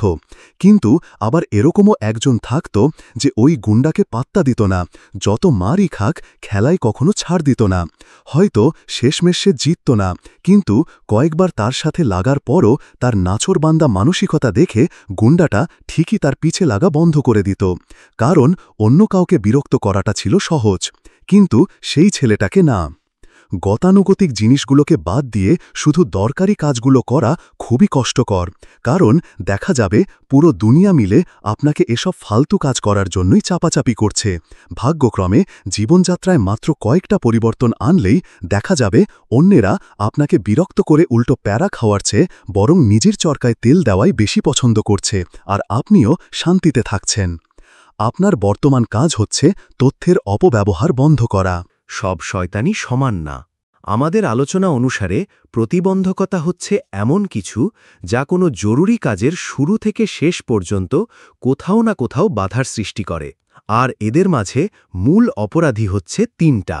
1, সময় অপচয়কারী। এসব জিনিস আমাদের চোখেই পড়ে না বলা যায়, বা পড়লেও কেউ পাত্তা দেয় না। এর মধ্যে আছে মিটিং, আলোচনা সভা, ফোনে কথা বলা, নেট ঘাটাঘাটি করা বা অদরকারি ইমেল নিয়ে নাড়াচাড়া করা। 2, সময় ভক্ষণকারী। কিছু কিছু কাজ আছে যেগুলো সব সময় করতেই হয়, কিন্তু সেগুলো যে কোনো উঁচু দরের কাজে বাধা সৃষ্টি করতে পারে। কয়েকটার কথা আপনিও খুব ভালো মতোই জানেন: ইমেল পড়া ও জবাব দেওয়া, ফোন করা বা ধরা, কাস্টমার সার্ভিস, অর্ডার নেওয়া, মাল বাছাইতে সাহায্য করা ইত্যাদি। কেনাবেচার হিসাব মেলানো, ব্যক্তিগত ঝুট ঝামেলা। সবই দরকারি, কিন্তু বারবার করতে হয় এমন কাজ। 3, ক্ষমতায়নের ব্যর্থতা। যখন ছোট ছোট ব্যাপারেও কারো অনুমতি চাওয়া হয়, যেমন ধরুন কাস্টমারের সমস্যা সমাধান, লাপাত্তা মালের হদিস, নষ্ট মাল ফেরত দেওয়া ইত্যাদি। কাস্টমারের সাথে যোগাযোগ, যে কোনো ধরনের টাকা পয়সা লেনদেন। 3টারই প্রেসক্রিপশন বলে দিচ্ছি। সময় অপচয়কারী কাজগুলোর কথা ভুলে যান। সেরা প্রতিরক্ষাই সবচেয়ে সেরা আক্রমণ। ড্যান গ্যাবেল, কুস্তিতে অলিম্পিক গোল্ড মেডালিস্ট আর সর্বকালের সেরা সফল কোচ। ব্যক্তিগত রেকর্ড 299-6-3, 182টা পিন নিয়ে। সময় নষ্টকারী কাজগুলো বাদ দেওয়াটা হচ্ছে সবচেয়ে সহজ। শুধু এসব কাজে ভেজাটা বাদ দিতে হবে, আর যোগাযোগ সংক্রান্ত সব ব্যাপারকে সাথে সাথেই মিটিয়ে ফেলতে হবে। প্রথমে ইমেল পাঠানো আর পাওয়া কমাতে হবে। এই জিনিসটাই হচ্ছে আধুনিক বিশ্বের সবচেয়ে বড় প্রতিবন্ধকতা। 1, আপনার আউটলুকের সাউন্ড অ্যালার্ট বা এরকম যে প্রোগ্রাম আছে সেটা বন্ধ করে দিন। ইমেল পাঠানো মাত্র যাতে আপনার ইনবক্সে না আসে, এজন্য অটোমেটিক ইমেল পাওয়া বা পাঠানো বন্ধ করে দিন। 2. প্রতিদিনে 2 বার ইমেল চেক করবেন, একবার দুপুর 12টায় বা দুপুরে খেতে যাওয়ার ঠিক আগে, আর আবার বিকাল 4টায়। 12টা আর 4টাতেই আপনি আগে পাঠানো ইমেলগুলোর সবচেয়ে বেশি জবাব পাবেন। ঘুম থেকে উঠেই কখনো ইমেল চেক করবেন না, তার বদলে আপনার দিনের সবচেয়ে জরুরি কাজটা বেলা 11টার আগে শেষ করে ফেলুন, যাতে দুপুরের খাবার বা ইমেল পড়ার অজুহাতে কাজটাকে পিছিয়ে দিতে না হয়। হালকা ধূসর হচ্ছে যেসব কাজ অগ্রাধিকার পাবে সেসব করার সময়। দিনে 2 বার ইমেল চেক করার রুটিন করার আগে আপনাকে একটা ইমেল অটো রেসপন্স বানাতে হবে, যেটা আপনার বস, কলিগ, গ্রাহক বা পরিবেশককে আরও বেশি সক্রিয় করতে সাহায্য করবে। তবে এটা করার জন্য আবার অনুমতি চাইতে যাবেন না যেন। আমাদের 10টা মূলনীতির একটা ছিল, কাজ করার পর ক্ষমা চাবেন কিন্তু অনুমতি চাইতে যাবেন না, এটা ভুলে যাবেন না। যদি এটা করতে গিয়ে আপনার বুক ধড়ফড় শুরু করে, তাহলে আপনার সুপারভাইজারের সাথে কথা বলে 3 দিনের জন্য পরীক্ষামূলকভাবে ব্যাপারটা বাজিয়ে দেখতে পারেন। অজুহাত হিসাবে বলবেন যে অনেক কাজ জমে আছে আর বারবার ইমেল এসে আপনার কাজে ব্যাঘাত ঘটাচ্ছে। 5. এই একটা অভ্যাসই আপনার জীবন পাল্টে দিতে পারে। এটা আসতে ছোট মনে হলেও আসলে এর প্রভাব অনেক। এছাড়া পুরো দোষ অফিসের বাইরের কেউ বা স্প্যাম মেসেজের ঘাড়ে অনায়াসে চাপিয়ে দিতে পারেন। আমি একটা সহজ ইমেল টেমপ্লেট দেখিয়ে দিচ্ছি। শুভেচ্ছা বন্ধুরা বা সম্মানিত সহকর্মীরা, প্রচুর কাজের চাপ থাকায় আমি এখন থেকে দিনে মাত্র 2 বার ইমেল চেক করব বলে ঠিক করেছি, দুপুর 12টা ও বিকাল 4টা। যদি খুব জরুরি কোনো বিষয় হয় যেটা 12টা বা 4টার আগেই আমাকে জানাতে হবে, তাহলে কষ্ট করে আমার নাম্বারে ফোন দেবেন। আমার নাম্বার 5555555555। নিজেকে আরও কার্যকর ও দক্ষ করার লক্ষ্যে আমার এই প্রয়াসকে ক্ষমাসুন্দর চোখে দেখার জন্য ধন্যবাদ। এতে করে আমি আপনাদের আরও ভালোভাবে সেবা দিতে পারব। ধন্যবাদ আনতে টিম ফেরিস। এরপর যত দ্রুত সম্ভব দিনে একবার চেক করা শুরু করবেন। জরুরি খবর আপনি কালেভদ্রে পাবেন। বেশিরভাগ মানুষ কোনটা জরুরি আর কোনটা জরুরি না সেই তফাৎ ধরতে পারে না। তারা তিলকে তাল বানিয়ে দেখা যাবে অযথা কাজকে জরুরি বানিয়ে ফেলছে। আর এই অটো রেসপন্স হবে এমন একটা মাধ্যম যেটা সামষ্টিক কার্যকারিতা কমানো তো দূরে থাক, বরং লোকজনকে আপনাকে বিরক্ত করার আগে ভাবতে বাধ্য করবে যে কাজটা সে ঠিক করছে কিনা। এভাবে তারাও অর্থহীন আর সময় নষ্টকারী কাজ থেকে নিজেদের বিরত রাখতে শুরু করবে। আমি যখন কাজটা শুরু করি তখন ভয় পেতাম যে কোনো গুরুত্বপূর্ণ খবর মিস হয়ে গেল কিনা, কোনো দুর্ঘটনা ঘটে গেল কিনা। আমার জানি এই কথাগুলো পড়তে পড়তে আপনারও এসব চিন্তা উদয় হচ্ছে, কিন্তু এরকম কিছুই হয়নি। একবার চেষ্টা করেই দেখুন, ছোটখাটো যেসব ঝামেলা হবে সেগুলো আস্তে আস্তে ঠিক করে নিন। যদি এমন একটা অটো রেসপন্ডার দেখতে চান যেটা দিয়ে আমি সপ্তাহে একদিন মাত্র ইমেল চেক করার পরেও কেউ কখনো অভিযোগ করেনি, তাহলে template@4hourworkweek.com-এ একটা ইমেল পাঠান। 3 বছর ধরে ঘষে মেজে এটা বানিয়েছি আমি, একেবারে জাদুমন্ত্রের মতো কাজ করে। দ্বিতীয় ধাপ হচ্ছে ফোনে কল আসা নিয়ন্ত্রণ করা আর ফোন করা কমিয়ে ফেলা। 1. সম্ভব হলে 2টো টেলিফোন নাম্বার ব্যবহার করবেন। একটা হবে অফিসের নাম্বার, কম জরুরি, আর একটা ব্যক্তিগত, জরুরি। 2টো মোবাইল ফোন দিয়েও কাজ চলবে, বা কম জরুরি নাম্বারটা হতে পারে একটা ইন্টারনেট ফোন নাম্বার যেটা সব কলকে পাঠিয়ে দেবে একটা ভয়েস মেইলে, যেমন www.skype। ইমেইলের অটো রেসপন্সে যে মোবাইল নাম্বারটা দেবেন সেটায় ফোন এলে সব সময় রিসিভ করবেন। তবে অপরিচিত বা বিরক্তিকর কারোর ফোন হলে আলাদা কথা। ধরতে দ্বিধা হলে কলটা ভয়েসমেইলে যেতে দিন, তারপর সাথে সাথে ভয়েসমেইল শুনে খবরটার গুরুত্ব নির্ণয় করে ফেলুন। অপর পক্ষেরও অপেক্ষা করতে শেখার দরকার আছে।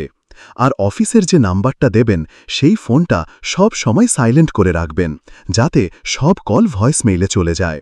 ভয়েসমেইলের রেকর্ডিংটাও আগের মতোই হবে। টিম ফেরিস বলছি। বর্তমানে আমি দিন 2 বার ভয়েসমেইল চেক করি, দুপুর 12টা ও বিকাল 4টা।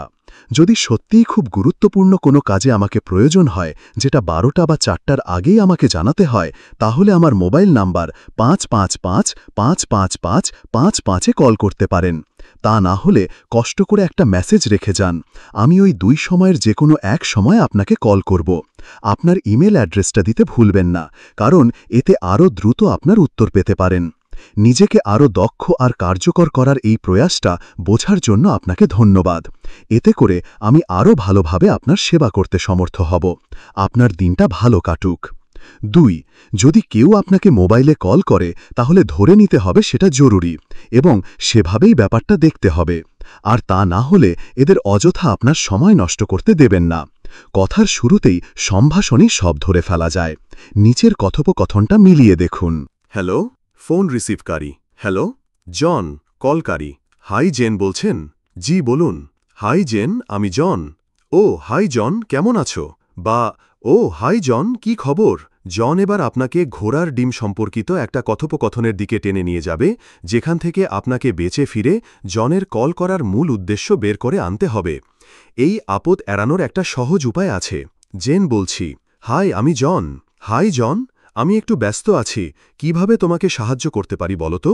তারপর, ও তাহলে পরে কল করি। আরে না না, বলো, সমস্যা নেই, কিছুক্ষণ কথা বলা যাবে। কখনোই লোকজনকে গালগল্প করার সুযোগ দেবেন না বা উৎসাহও দেবেন না, সাথে সাথেই তাদের কল করার উদ্দেশ্য বলতে বাধ্য করবেন।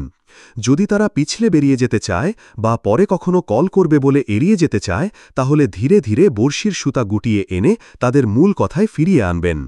যদি এরা সমস্যার বিশদ বিবরণ দেওয়া শুরু করে, তাহলে তাদের থামিয়ে বলবেন, আচ্ছা শোনো, আমার 5 মিনিটের মধ্যে একটা কল আসবে, তুমি কি কষ্ট করে ইমেল করতে পারবে?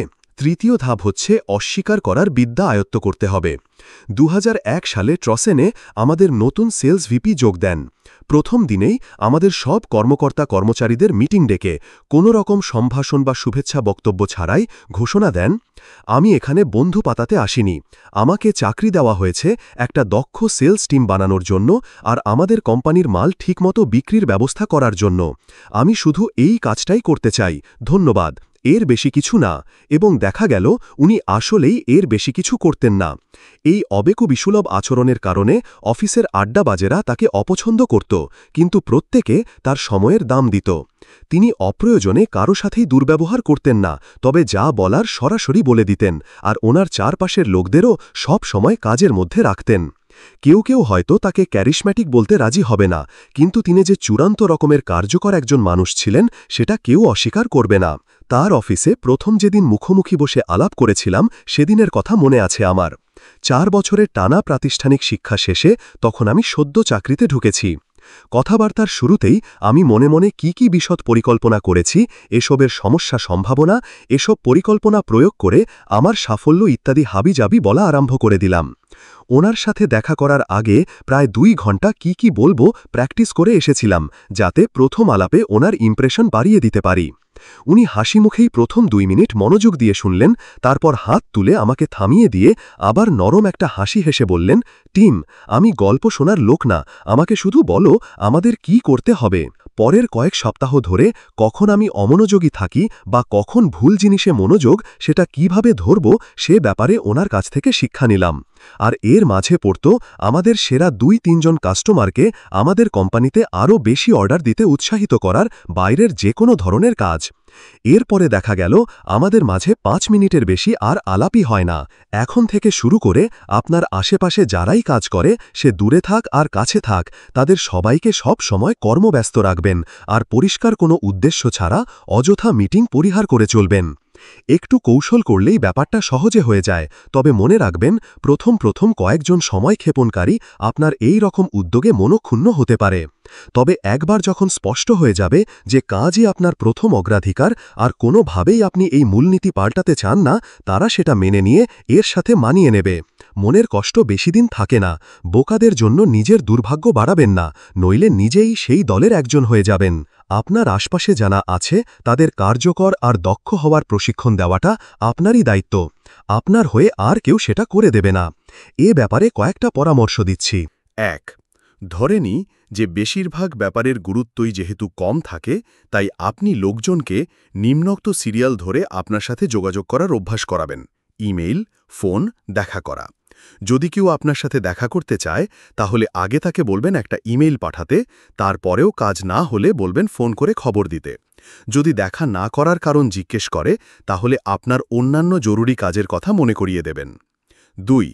ভয়েসমেলের জবাব যথাসম্ভব ইমেল দেওয়ার চেষ্টা করবেন। এতে করে লোকজন বাহুল্য বর্জন করতে শিখবে। তাদের এই অভ্যাস করে তুলতে আপনিই সাহায্য করুন। ফোনের সম্ভাষণ যেরকম দেখালাম, ঠিক সেরকম ইমেলও যেন অযথা আদান প্রদান শুরু না হয় সেদিকে খেয়াল রাখতে হবে। তাই কাউকে বিকাল 4টায় দেখা করতে পারবেন এভাবে মেইল করবেন না। লিখবেন, বিকাল 4টায় দেখা করতে পারবেন? যদি না পারেন তাহলে কষ্ট করে অন্য কখন পারবেন এরকম 3টে সময় আমাকে জানাবেন। এই যদি তাহলে পদ্ধতিটা আরও বেশি গুরুত্বপূর্ণ হয়ে উঠবে যদি আপনি ইমেল কম চেক করেন। যেহেতু আমি সপ্তাহে একদিন মাত্র ইমেল চেক করতাম, তাই আমি ইমেল পাঠাতে গেলে সবসময় খেয়াল রাখতাম যাতে এই এক সপ্তাহে ইমেল গ্রহীতার মনে এমন কোনো প্রশ্ন বা দ্বিধার উদ্রেক না হয় যাতে আমাকে আবার ইমেল করার প্রয়োজন হয়। যেমন, যদি আমার ধারণা হয় যে কিছু মাল সঠিক সময় ডেলিভারিতে পৌঁছায়নি, তাহলে ডেলিভারি ম্যানেজারকে ইমেল করি এভাবে, সুশান, নতুন মালগুলো কি ডেলিভারি হয়েছে? যদি হয় তাহলে আমাকে তারিখে জানাবেন। যদি না হয় তাহলে জন ডোকে 5555555 এই নাম্বারে বা john@do.com এই ইমেলে ডেলিভারির দিন ও সময় জানিয়ে দেবেন। আমি জনকেও ইমেল করে দিই, জন, যদি ডেলিভারি নিয়ে কোনো ঝামেলা হয় তাহলে কষ্ট করে সুসানের সাথে যোগাযোগ করবেন। আমার পক্ষ থেকে $500 পর্যন্ত কেনাবেচার সিদ্ধান্তও নিতে পারবে। ওর নাম্বার 5554444। যদি কোনো এমার্জেন্সি হয় আমার নাম্বারে ফোন দিতে পারেন। তবে আমার আপনাদের দুজনের ওপর সম্পূর্ণ ভরসা আছে। ধন্যবাদ। এর ফলে দেখা যায় ওরা আর আমাকে সম্পূরক কোনো প্রশ্ন করার সুযোগ পায় না। আমাকে আর আলাদা করে ওদের বোঝাতে হয় না, আর কোনো ঝামেলারও মোকাবিলা করতে হয় না। তাই যদি তাহলে পদ্ধতিটা প্রয়োগের অভ্যাস করে ফেলুন। আপনি কাউকে কিছু জিজ্ঞেস করছেন, এরকম যে কোনো ইমেলে এটা করতে পারবেন। 3. মিটিং হওয়া উচিত শুধু পূর্ব নির্ধারিত কোনো পরিস্থিতি সম্পর্কে সিদ্ধান্ত নেওয়ার জন্য। সমস্যাটা কি সেটা বের করার জন্য না। যদি কেউ আপনাকে দেখা করতে বলে বা ফোন করে কথা বলার জন্য সময় চায়, তখন তাকে বলবেন কী ব্যাপারে কথা হবে সেই ব্যাপারে একটা ইমেল পাঠিয়ে দিতে। অবশ্যই দেখা করা যায়। আপনি কি কষ্ট করে কি বিষয়ে কথা বলতে চান সেটা আমাকে ইমেল করতে পারবেন? মানে হচ্ছে আলাপের বিষয়টা আর আপনার মনে কি প্রশ্ন আছে সেসব। তাহলে আমি একটু ব্যাপারটা নিয়ে চিন্তাভাবনা করে আসতাম। অগ্রিম ধন্যবাদ। কাউকে পালিয়ে বাঁচতে দেবেন না। অগ্রিম ধন্যবাদ দেওয়ার ফলে কিন্তু আপনার ইমেল পাওয়ার সম্ভাবনা অনেকখানি বেড়ে যাবে। ইমেল যোগাযোগের কারণে লোকজন কোনো মিটিং বা ফোন কলের মাধ্যমে সে আসলে কি চায় সেটা ব্যাখ্যা করতে বাধ্য হবে। 10টার মধ্যে 9টা মিটিংই দেখা যায় অনর্থক, আর একবার ইমেল পাঠালে দেখা যায় ফিরতি ইমেলেই এসবের উত্তর দেওয়া সম্ভব। অন্যদের জোর করে এই অভ্যাসটা করান। প্রায় 5 বছর আমি আমার ব্যবসার কাজের জন্য কারোর সাথে সরাসরি মিটিং করিনি, আর ফোনে কথা বলেছি মনে হয় 12 হবে না। এর কোনোটাই আবার 30 মিনিটের বেশি ছিল না। এক্ষেত্রে কোনো নির্দিষ্ট সময়ে অন্য কোনো কাজের কথা বলে রাখবেন। 3:30 না বলে 3:20 এভাবে। আর যে কথা বলবে তাকে যেভাবেই হোক দ্রুত মূল কথাই টেনে আনবেন। আর যদি এমন কোনো মিটিংয়ে যাচ্ছেন যেখানে দীর্ঘ সময় লাগবে, তাহলে আগেভাগেই বলে রাখবেন যে আপনি আপনার বক্তব্য আগে পেশ করতে চান, কারণ 15 মিনিট পরেই আপনার আরও জরুরি একটা কাজ আছে। লাগলে একটা ভুয়া ফোন কলের ভাব ধরবেন, তারপর ঝটপট সেখান থেকে চলে আসুন। পরে অন্য কারো কাছ থেকে সবকিছু জেনে নেবেন। আর যেটা করতে পারেন সেটা হচ্ছে সম্পূর্ণ সৎ থেকে এই মিটিং যে কতটা অদরকারি সেটা সবাইকে জানাতে পারেন। তবে এরকম করতে চাইলে অবশ্যই এর প্রতিক্রিয়া কীরকম হবে আর বিকল্প হিসাবে কি বলবেন সেটা ভেবে রাখবেন। 5. আপনার কিউবিকল আপনার মন্দিরের মতো। কাউকে সেখানে বেড়াতে আসতে দেবেন না। কেউ বলেন দরজার সামনে বড় করে ডু নট ডিস্টার্ব লিখে রাখতে। তবে আমি দেখেছি আপনার যদি একটা অফিস রুম না থাকে তাহলে সেটা বিশেষ কার্যকর হয় না। আমি যেটা করতাম যে সব সময় হেডফোন পরে থাকতাম, তাতে কিছু শুনি আর না শুনি। এরপরও যদি কেউ আমার সাথে কথা বলতে আসতো তাহলে ভাব ধরতাম যে হেডফোনে আসলে ফোনে কথা বলছি। ঠোঁটে আঙুল রেখে ফোনে বলতাম, হ্যাঁ শুনছি, বলুন। তারপর একটু ধরুন প্লিজ বলে আগন্তুকের দিকে ফিরে বলতাম, হাই, কি করতে পারি আপনার জন্য? আমি ওদের বাধ্য করতাম 5 সেকেন্ডে আমাকে তার আসার উদ্দেশ্য বলতে। শুনে টুনে বলতাম আমাকে একটা ইমেল করতে। আচ্ছা, আমি পরে আসছি, এ কথা বলার সুযোগ দিতাম না। আপনি যদি হেডফোনের কৌশল না পারেন তাহলে ফোনে কথা বলার সময় যেভাবে আপনি অহেতুক কলকে এড়ান ঠিক সেভাবেই এড়াবেন। হাই, আমি একটু কাজে ব্যস্ত আছি, আপনার জন্য কি করতে পারি? যদি সে 30 সেকেন্ডের মধ্যে স্পষ্ট কিছু না বলতে পারে তাহলে লোকটাকে বলবেন ওই বিষয়ে একটা ইমেল করে দিতে। কথা বলতে পারলে ভালোই লাগতো, কিন্তু আসলে এখন এই কাজটা না করলেই না। পরে আমাকে একটা ইমেল করে একটু মনে করিয়ে দেবেন। এরপরও যদি তাকে তাড়াতে না পারেন তাহলে কথা বলার সময় নির্দিষ্ট করে দেবেন। ফোনেও এই পদ্ধতি প্রয়োগ করতে পারেন। আচ্ছা, তবে 2 মিনিট পরে আমাকে একটা কল করতে হবে। ততক্ষণে বলুন দেখি কি অবস্থা আর আমি কি করতে পারি। 6. আপনার বস আর অন্যদেরকেও মিটিং না করার অভ্যাস করানোর জন্য পারি ডগ ক্লোজ পদ্ধতি প্রয়োগ করবেন। সেলসের ক্ষেত্রে পাপ্পি ডগ ক্লোজ পদ্ধতি প্রয়োগ করা হয়। এরকম নামকরণ করার কারণ পোষা প্রাণী বিক্রির দোকানে এই পদ্ধতি ব্যবহার হয়। যদি কেউ একটা কুকুরের বাচ্চা পছন্দ করে কিন্তু কিনবে কি কিনবে না এই ব্যাপারে দ্বিধা করতে থাকে, তাহলে তাদের অফার দেয়া হয় যে বাচ্চাটা বাসায় নিয়ে যান, দিয়ে যাবেন। খুব লোকই ফেরত দেয়। যখনই আপনি কোনো পরিবর্তন তারপরে দেখেন যে এটাকে পালতে পারবেন কিনা, না পারলে ফেরত আনতে গিয়ে বাধার সম্মুখীন হবেন, তখনই এই পাপ্পি ডগ ক্লোজ পদ্ধতি প্রয়োগ করবেন। সবাইকে বলবেন একবার করেই দেখুন না, এই নীতিতে কাজটা করতে রাজি করিয়ে ফেলবেন। নিচের ব্যাপারগুলো তুলনা করুন। আমি নিশ্চিত আপনি কুকুরটা পছন্দ করবেন। আজ থেকে 10 বছর পর, মানে এটা মারা যাওয়ার আগ পর্যন্ত, এর সমস্ত দায়-দায়িত্ব আজ থেকে আপনার কাঁধে। এখন আর নিশ্চিন্তে ঘুরতে যেতে পারবেন না, সারা শহর জুড়ে এর গু পরিষ্কারও করা লাগতে পারে। তা কি মনে হয় নেবেন? বনাম এখন চিন্তা করুন, অফিসের হলওয়েতে আপনার বসের সাথে দেখা হলো, আর আপনি তার কাঁধ চাপড়ে দিয়ে বললেন, মিটিং করার ব্যাপারে আমার আপত্তি নেই, কিন্তু আরও ভালো একটা বুদ্ধি দিয়ে আমি আর কখনোই মিটিং করার দরকার নেই, কারণ ওখানে সময় নষ্ট ছাড়া আর কিছুই হয় না। দ্বিতীয় বিকল্পটা দেখেই বোঝা যায় যে কাজ হবে না। আসলে ওগুলো উপস্থাপনের দোষ। এর জন্য আপনাকে নিশ্চিত করতে হবে যে মিটিং না করেও মিটিংকারীদের চেয়ে বেশি ফল আনতে পারছেন। যত সম্ভব মিটিং এড়িয়ে চলুন। কেউ কারণ বললে মিটিং না করেই আপনার সাফল্যের কথা তুলে ধরবেন। ধীরে ধীরে দেখবেন এটাই নিয়ম হয়ে দাঁড়িয়েছে। বাচ্চাদের মতো করা শিখুন।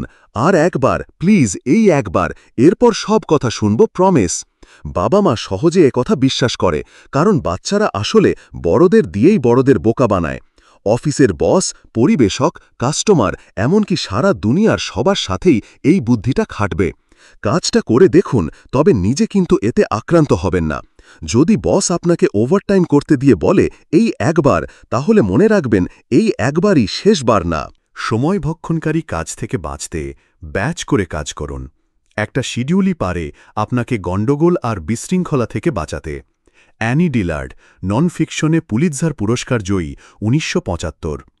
আপনি যদি আগে কখনো কমার্শিয়াল প্রিন্টার ব্যবহার করে না থাকেন, তাহলে এর দাম আর সময় আপনাকে অবাক করতে পারে। ধরা যাক প্রিন্টারের দাম $310 আর এক সপ্তাহে 20টা 4 রঙা কাস্টমাইজ টি শার্ট প্রিন্ট করতে পারে। তাহলে এরকম 3টে টি শার্ট প্রিন্ট করতে কয় টাকা আর কত সময় লাগতে পারে? এক সপ্তাহে $310। সে কিভাবে সম্ভব? সহজ, এটা বসানোর খরচ তো আর পাল্টাবে না। প্রিন্টের প্লেট বানাতে একই খরচ, $150 পড়বে। লেবার খরচ $100 একই পড়বে। এখানে প্রিন্টার বসানোটাই হলো আসল সময় ভক্ষণকারী। কাজটা যতই ছোট হোক, আপনাকে বড় কাজের সমানই সময় লাগবে। ডেলিভারি দিতেও তাই 7 দিন সময়ই যাবে। দামের ক্ষেত্রেও এর প্রভাব পড়বে। আগে লাগত 20টা শার্টের দাম $3 করে, এখন 3টে শার্টের দাম পড়বে $20 করে। তাই দাম আর সময় দুটোই বাঁচানোর তরিকা হচ্ছে বড় অর্ডার পাওয়ার আগ পর্যন্ত অপেক্ষা করা। এটাকেই বলে ব্যাচ করা। এই ব্যাচ করাটাই আমাদের জন্য দরকারি, কিন্তু মনোযোগ হরণকারী, সময় ভক্ষণকারী কাজগুলো, যেগুলো বারবার করতে গিয়ে জরুরি কাজগুলো বাধাগ্রস্ত হয়, সেগুলো থেকে বাঁচার উপায়। আপনি যদি সপ্তাহে 5 বার চিঠির বক্স চেক করেন আর আপনার নানা বিল দেন, তাহলে প্রতিবারে 30 মিনিট সময় লাগতে পারে, আর 20টা চিঠির জবাব দিতে সময় লাগবে 2.5 ঘন্টা। যদি একই কাজ আপনি সপ্তাহে একবার করেন, তাহলে সময় লাগতে পারে মোট 1 ঘন্টা, কিন্তু তখনও দেখা যাবে 20টা চিঠিরই জবাব দিতে পারছেন। সবাই নিয়মিত চিঠির বাক্স চেক করে যে কোনো জরুরি বিষয় মিস হয়ে গেল কিনা সেই টেনশনে, কিন্তু সত্যিকার জরুরি ব্যাপার কদাচিৎ আসে, আর যদি কোনো কারণে আপনি কোনো কিছুর সময়সীমা পার করেই ফেলেন, তাহলেও সামান্য জরিমানা দিয়েই সেটা ঠিক করে ফেলতে পারবেন। প্রতিটা কাজেরই একটা নির্দিষ্ট সেটআপ সময় আছে, সেটা যত ছোট কাজই হোক না কেন। মাঝে মাঝে দেখা যায় একটার জন্যে যে সময় ১০০টার জন্যেও একই সময় লেগে যাচ্ছে। যদি একটা বড় কাজ বাধাগ্রস্ত হয়, তাহলে দেখা যায় সেই কাজে আবার মনোযোগ দিতে কমপক্ষে ৪৫ মিনিট সময় লেগে যায়। প্রতি ৯টা ৫টা কর্মঘণ্টার প্রায় ১/৪ বেশি ২৮% সময় এভাবে বাধাগ্রস্ত হয়ে নষ্ট হয়। এটা সকল পুনরাবৃত্তিমূলক কাজের জন্য সত্যি। আর যেহেতু আমরা দিনের দুটো সময় ঠিক করেই নিয়েছি, সে সময়ে আমরা ইমেল চেক করব বা ফোন ধরব, তাই কাজে বাধা আসবেই। ২০০৪ থেকে ২০০৭ পর্যন্ত আমি সপ্তাহে একবারের বেশি মেল চেক করতাম না, মাঝে মাঝে ৪ সপ্তাহে একবার। এমন কিছু এতে হয়নি যেটা মিস করলেও পরে আর ঠিক করতে পারিনি। খরচও হয়েছিল সর্বোচ্চ $৩০০। ব্যাচিং করে আমি কয়েকশো ঘণ্টার অদরকারি কাজ করার প্যারা থেকে মুক্তি পেয়েছিলাম। আপনার সময়ের দামের তুলনায় জরিমানাটা অনেক কম। একটা কাল্পনিক উদাহরণ চিন্তা করা যাক। ১. আপনার সময়ের মূল্য ঘণ্টায় $২০। তাহলে আপনি যদি বছরে $৪০,০০০ বেতন পাবেন আর ছুটি পাবেন ২ সপ্তাহ, $৪০,০০০ ভাগ সপ্তাহে ৪০ ঘণ্টা গুণ ৫০ সমান $২০ প্রতি ঘণ্টা। প্রতি ঘণ্টায় আপনার আয় হিসাব করতে আপনার বাৎসরিক আয়ের শেষ ৩টা শূন্য কেটে দিন, তারপর যা থাকবে সেটাকে অর্ধেক করে দিন। যেমন $৫০,০০০ বছর হলে ঘণ্টায় হবে $২৫। ২. এবার হিসাব করুন যে আপনি একই রকম কাজগুলো একবারে ব্যাচ ধরে করলে কতটা সময় বাঁচাতে পারবেন। তারপর সেটাকে আপনার প্রতি ঘণ্টা ইনকাম দিয়ে গুণ করে দেখুন আপনার আয় কতটা হলো। ঘণ্টায় $২০ হলে প্রতি সপ্তাহে একবার ১০ ঘণ্টা বাঁচবে $২০০। ২ সপ্তাহে একবার ২০ ঘণ্টা বাঁচবে $৪০০। মাসে একবার ৪০ ঘণ্টা $৮০০। ৬. জোনাথন বি স্পাইরা আর Joshua B Feintuch, the cost of not paying attention, how interruptions impact knowledge worker productivity, Basex ২০০৫। ৩. উপরে উল্লিখিত ব্যাচিংয়ের সময় একবার হলেও অনুশীলন করে দেখুন আর খেয়াল করুন প্রতিবারে সৃষ্ট সমস্যা ঠিক করতে আপনার কত খরচ হচ্ছে। যদি দেখেন যে আয়ের চেয়ে খরচ অনেক কম হচ্ছে, তাহলে ব্যাচিংয়ের সময় আরও বাড়ান। যেমন ধরুন, উপরের হিসাব অনুযায়ী যদি প্রতি সপ্তাহে একবার ইমেল চেক করার কারণে দুটো বিক্রি মিস হয়ে যায় আর $৮০ লস হয়, তাহলে কিন্তু সপ্তাহে একদিন চেক করাই চালিয়ে যাওয়া উচিত, কারণ $২০০ থেকে $৮০ বাদ দিলেও $১২০ লাভ থেকে যাবে। আর ওই ১০ ঘণ্টায় আরও যত গুরুত্বপূর্ণ কাজ সুষ্ঠুভাবে সম্পন্ন হয়েছে সেগুলোর কথা তো ধরাই হয়নি। আপনি যদি শুধু একটা অতি গুরুত্বপূর্ণ কাজ সুষ্ঠুভাবে সম্পন্ন করার মানসিক ও অর্থনৈতিক ফায়দা সম্পর্কে চিন্তা করেন, যেমন ধরুন খুব শাঁসালো কোনো কাস্টমারকে বাঘে আনা বা জীবন বদলে দেওয়া কোনো ভ্রমণ সেরে আসা, তাহলেই ঘণ্টায় কয় টাকা বাঁচল সেই তুলনায় বুঝবেন যে কত বেশি লাভ হয়েছে। যদি এমন হয় যে সময় যত বাড়ছে সেই তুলনায় সমস্যার জন্য খরচ বেশি হচ্ছে, তাহলে পিছিয়ে আবার আগের শিডিউলে ফিরে যান। আমি হলে যেমন সপ্তাহে একবারের জায়গায় ২ বার, কিন্তু তবুও প্রতিদিন না, চেক করা শুরু করতাম আর সেই সাথে চেষ্টা করে যেতাম সব ঠিক করে, যাতে আবারও সপ্তাহে একবারের শিডিউলে ফিরে যেতে পারি। যদি সমাধানটা স্মার্ট হয়, তাহলে খামাখা বেগার খাটতে যাবেন না। আমি ব্যক্তিগত আর ব্যবসায়িক দুটো কাজকেই ব্যাচিং করে নিয়েছি আর যত বেশি সম্ভব কম সময় এতে দিই, কারণ খুব ভালো মতোই বুঝি যে সত্যিকার সমস্যা আসলে কতটা আসতে পারে। ২০০৭ সালে আমার ব্যাচিং শিডিউল ছিল: ইমেল সোমবার সকাল ১০টা, ফোন পুরোপুরি বাদ, কাপড় ধোয়া ১ সপ্তাহ পর পর রবিবার সকাল ১০টা, ক্রেডিট কার্ড আর অন্যান্য বিল বেশিরভাগই ছিল অটোমেটিক পেমেন্ট, তবুও আমি প্রতি মাসের দ্বিতীয় মঙ্গলবার ব্যালেন্স চেক করতাম। শক্তি বৃদ্ধির ব্যায়াম ৪ দিন পর পর ৩০ মিনিটের জন্য, এরকম। ক্ষমতায়নের ব্যর্থতা, নিয়ম ও পুনর্বিন্যাস। লক্ষ্য থাকা উচিত কর্মচারীদের ক্ষমতায়ন করা, কি হচ্ছে না হচ্ছে সে ব্যাপারে সব তাদের জানানো, যাতে করে তারা আগে যা করেছে তার চেয়ে আরও অনেক বেশি করে করতে পারে। বিল গেটস, মাইক্রোসফটের প্রতিষ্ঠাতা, বিশ্বের সর্বোচ্চ ধনী। ক্ষমতায়নের ব্যর্থতা মানে হচ্ছে অনুমতি ছাড়া বা কাউকে জানানো ছাড়া কোনো কাজ করতে না পারা। এটা হতে পারে অন্য কারো দ্বারা নিয়ন্ত্রিত হওয়া বা অন্য কাউকে নিয়ন্ত্রণ করা, দুইভাবেই, আর দুইভাবেই আপনার সময় অপচয় হয়। চাকরিজীবী হিসাবে একজনের লক্ষ্য থাকবে সব দরকারি তথ্য যেন তার জানা থাকে, আর যেন থাকে যতটা সম্ভব স্বাধীনভাবে সিদ্ধান্ত গ্রহণের ক্ষমতা। উদ্যোক্তার ক্ষেত্রে লক্ষ্য হবে যতটা সম্ভব তথ্য আর স্বাধীনভাবে সিদ্ধান্ত গ্রহণের ক্ষমতা তার অধীনস্থদের দিয়ে দেওয়া। এই ক্ষমতায়নের ব্যর্থতার সিংহভাগ সংঘটিত হয় কাস্টমার সার্ভিসের ক্ষেত্রে। ব্রেন কুইকেন থেকে একটা ব্যক্তিগত উদাহরণ দিয়ে বুঝিয়ে দিচ্ছি যে এই সমস্যাগুলো যত সিরিয়াসই হোক না কেন, সেটা সমাধান আসলে কতটা সহজ। 2002 সালে আমি অর্ডার নেওয়া আর এই সংক্রান্ত কাজের জন্য কয়েকজন লোক রাখি, কিন্তু মালামাল সংক্রান্ত ব্যাপার-স্যাপারে যত জানার আছে সব আমি জানাতাম কাস্টমারকে। তার ফলাফল, আমার কাছে প্রতিদিন 200টার উপরে ইমেল আসত। সকাল 9টা থেকে 5টার পুরোটা যেত এগুলোর উত্তর দিতে দিতে। প্রতি সপ্তাহে জ্যামিতিক হারে বাড়ছিল ব্যাপারটা। আমি সব বিজ্ঞাপন বন্ধ করে দিয়ে মাল ডেলিভারিও কমিয়ে আনলাম, কারণ এর বেশি কাস্টমার কেয়ার দিতে হলে সেটা হতো আমার কফিনের শেষ পেরেক। কিন্তু তবুও আমি সমাধানের কোনো তুল খুঁজে পাচ্ছিলাম না। ব্যাপারটা এজন্যে ঘটছিল না যে আমার তথ্যের অসমতা ছিল বা সিদ্ধান্ত নিতে পারছিলাম না, সমস্যা ছিলাম আমি। কিভাবে? এই যে এত এত ইমেল আমার কাছে আসছিল, এর সবই ছিল আমার রাখা লোকগুলোর কাছ থেকে বিভিন্ন বিষয়ে অনুমতি চাওয়া সংক্রান্ত। কাস্টমার বলছেন যে উনি মাল পাননি, কি করব? কাস্টমারের একটা বক্স কাস্টমসে আটকে দিয়েছে, অন্য কোনো ঠিকানায় পাঠাবো নাকি? একটা প্রতিযোগিতার জন্য মাত্র 2 দিনের মধ্যে কাস্টমারের এটা লাগবে, রাতের মাঝে কি পৌঁছানো যাবে? যদি যায় তো কত টাকা নেব? বিরাম ছিল না এসব ইমেলের, শত শত নতুন নতুন পরিস্থিতি উদ্ভব হতো, আর চাইলেও সেগুলোর প্রত্যেকটার জন্য আমি পুস্তিকা লিখতে পারতাম না। তার ওপর আমার সব ব্যাপারে অভিজ্ঞতা বা হাতে সময় কোনোটাই ছিল না। ভাগ্যক্রমে কারও কিন্তু সেই অভিজ্ঞতা ছিল, আমার কর্মচারীদেরই। ব্যাপারটা বোঝা মাত্র আমি ঝটপট সবাইকে একটা ইমেল পাঠিয়ে দিলাম, আর দিনে 200 ইমেল ঝপ করে নেমে এলো সপ্তাহে 20টারও কমে। হাই, এখন থেকে আমি নতুন একটা নীতি চালু করতে চাচ্ছি। এই নীতির ওপরে আর কোনো নীতি চলবে না।